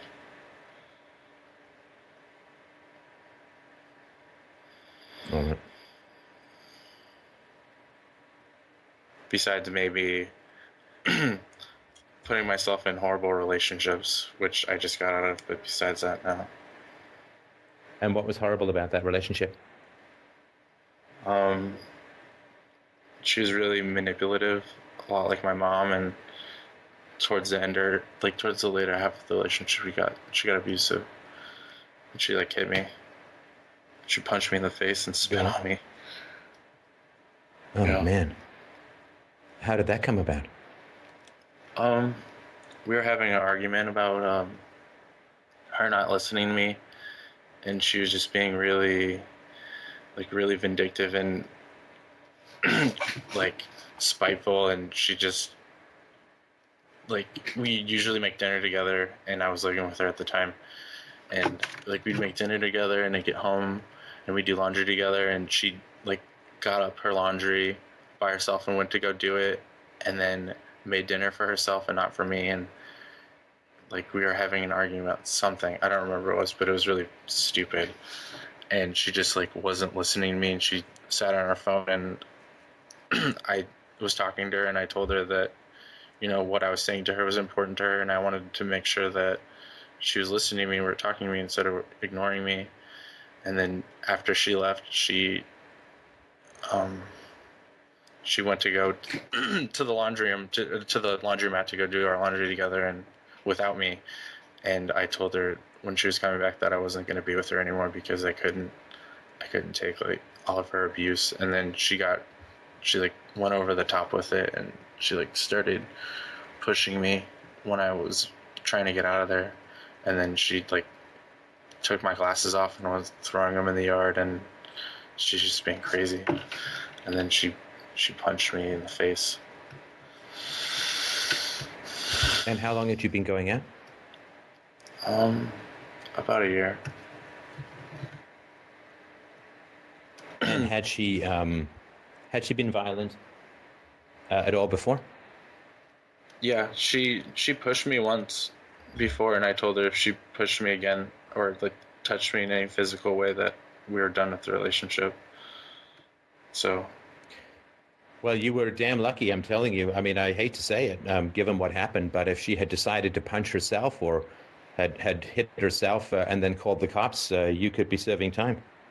yeah, I mean, I was really scared because I didn't know what to do. Motorcycling is like the least dangerous of your hobbies these days, right? Yeah, I mean, I was really scared. Let me ask you a question. Mhm. Was she pretty? Yeah, she was pretty. I mean, she wasn't very. I mean, I thought she was pretty.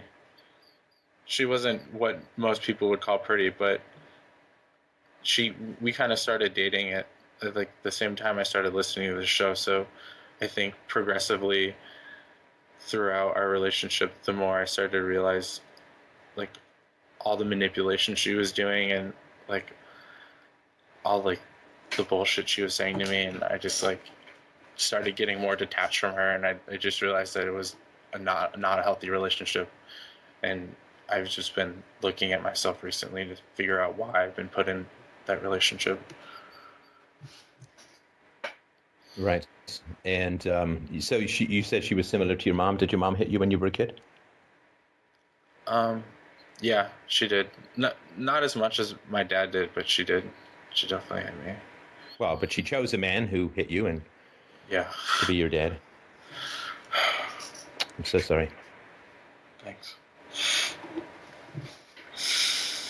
In the Mayo Clinic study conducted in 2010, researchers found that half of all participants in motocross racing said they experienced symptoms of a concussion during the season, but only 40% of those riders went for a medical exam, and 30% of them continued riding on the day they had their symptoms. So it does not seem hugely safe, right? Yeah, it's definitely not safe. I mean, I crashed in my last event, so, but it was a Oh, yeah. side. What happened? During the race, I was chasing after someone, and the front end just lost out, and I slid at like 60 into the dirt. But I was wearing full protective gear, so I tried to buy the best gear so that way I have less of a chance of hurting myself. Well, you know, full protective gear is a couch, so you know, you're not even on the bike, right? Exactly. That would make more sense. And that happened when was your last race? It was last month. And Like when? A couple of weeks ago? Week or two ago? like 30 days ago. It was like the early part of the month. In April. And you have not raced since? No, my bike's. I have had to fix my bike.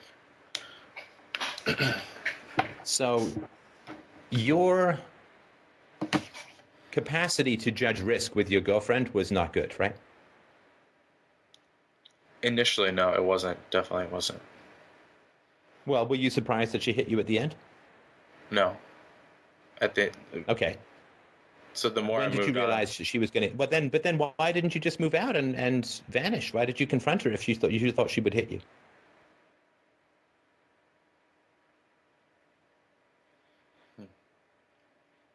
Right. If you're in an abusive relationship, my understanding is that confrontation is extremely unwise, right? Yes. Yeah. I think because I was enabling her to be abusive, and I think because I thought I was trying to help her when I was actually being detrimental to her by staying there.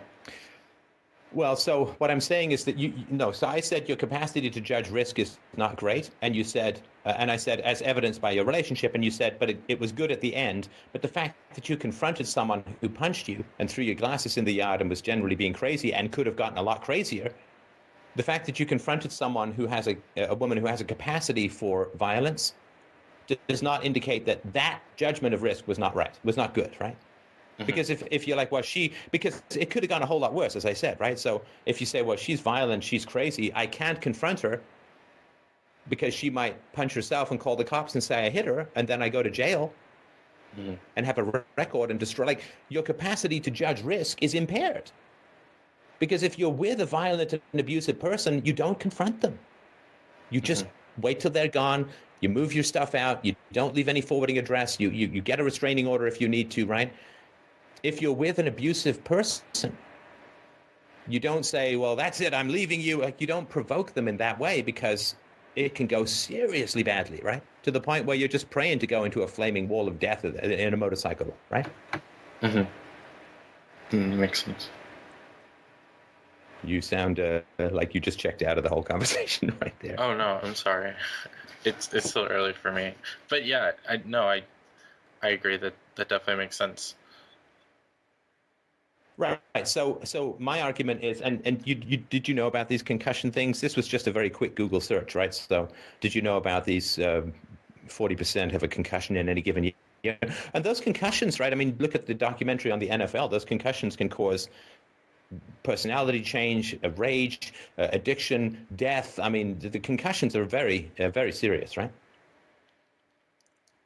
Yeah, no, I definitely agree that they're serious. I think though that's more pertaining to motocross than road racing, because with motocross you're going up in the air a lot more and then coming down, and you're hitting ground a lot more solid, whereas road racing it's a lot more broken arms and limbs because you're sliding off the bike, and you don't get as many concussions. But not saying that they don't happen. But I definitely. But you don't know the prevalence of injuries in your sport. No, I don't know the numbers. No. I know so you don't have a good way of evaluating the risk, and this indicates to me that it probably is an unconscious recreation of early terror. Of like, you're striving to manage the emotion of terror, because being on the back of an ATV when you're 3 or 4 and being screamed and terrified, right? What's terrifying about that is, A, you might fall off the ATV and die, and B, that you have a father who thinks that's a great fucking idea, and so misinterpreted your cries and screams of terror that he thought you wanted him to go faster. That's a dangerous lunatic for a dad. Yeah, that's terrifying to a child. This is the guy who's in charge of me, who can do anything he wants from me. What's next? Like, fucking dangle me over a railing on a 10th-story hotel balcony? Catapulting naked into brambles? Like, what's next? And so my guess is that as a child, you had significant terror around the degree of safety you had, and you learned that it was essential to manage that terror. And I would imagine, and this is part of the relationship as well, right? Managing terror, managing anxiety, managing fear. That's your thing. Which is why you decide to confront a woman who's violent, which is, this is what I mean. Like, do you have the capacity to assess risk? You're not doing the research, right? So if you know that the woman is violent, then you look up on the web how to break up with a violent person. And what are you going to find? Don't confront, don't confront, don't confront, right? Well, the thing was I was planning on not confronting her, and I was leaving when she was gone. But then she came home earlier. But I definitely could have chose a day that she wasn't there. I just knew I needed to get out then. Well, no, but if she comes home earlier, then you call the cops and you say, I need you to witness me leaving because the woman is violent. Well, and then the cops are there while you're leaving, and she can't then make up something about how you hit her. Well, I called my friend immediately after. You're not listening to what I'm saying. Right. If she comes home surprisingly, you at least call a friend and say, get over here right now, or I got to call the cops. I need a witness to this exit, right? Because you are in a very dangerous situation when you're leaving an abusive person, right? And I'm not trying to say you're, dumb or, obviously very intelligent. I think everyone who listens to the show, I grant them at least IQ of 120. But what I'm saying is you're not very good at assessing and reacting to risk. And given your childhood and what you've told me about your dad, that makes perfect sense to me. So Yeah. Okay. So then that means that So it's not a great idea. So it's not a great idea for you to do motorbike racing at the moment, in my opinion, right? Because you're not good at assessing risk. You don't have the facts, which means that you're recreating something from history, which is the managing of extreme emotion, of fear, anxiety, and the adrenaline that you can get addicted to the excitement and the adrenaline that comes from that, right? But you had an irresponsible father, a dangerous father, and the fact that you're in a dangerous environment now, which mirrors perfectly what happened when you were 3 or 4, is probably not coincidental. That's what I was thinking. That's why I wanted to call and talk about it. Yeah. So those would be my suggestions, Anthony. Does that sort of make sense? Is that helpful? Yeah, definitely. I mean, it definitely makes sense, and I'm glad you kind of confirmed what I was thinking, which is good. So it means that I'm hopefully going in the right direction. And I'm sorry for the level of risk that you experienced as a child. It's a risk in parenting is a challenge, right? I mean, you don't want to protect your kids overly, because if they don't have any experience of managing risk and doing anything that's risky, then it's not great for them, right? But at the same time, you have to help them manage their risk and not do stuff that's too risky and all. So it just sounds like your dad was way off the charts as far as risk goes, and that probably gave you a bit of a distorted bond to risk. So I'm sorry about all of that. Thank you so much. I really appreciate it. Let us know how it goes, and I hope that you find a way to have a life that is both safe and enjoyable at the same time. Do philosophy. No physical risk, but it can be a bit of brinksmanship from time to time. So. Thank you again, Steph. Thank you very much. I'm sorry for the people that we didn't get to. We knew that the first call was going to be quite lengthy, but I hope that it helps at least 2 people, hopefully more.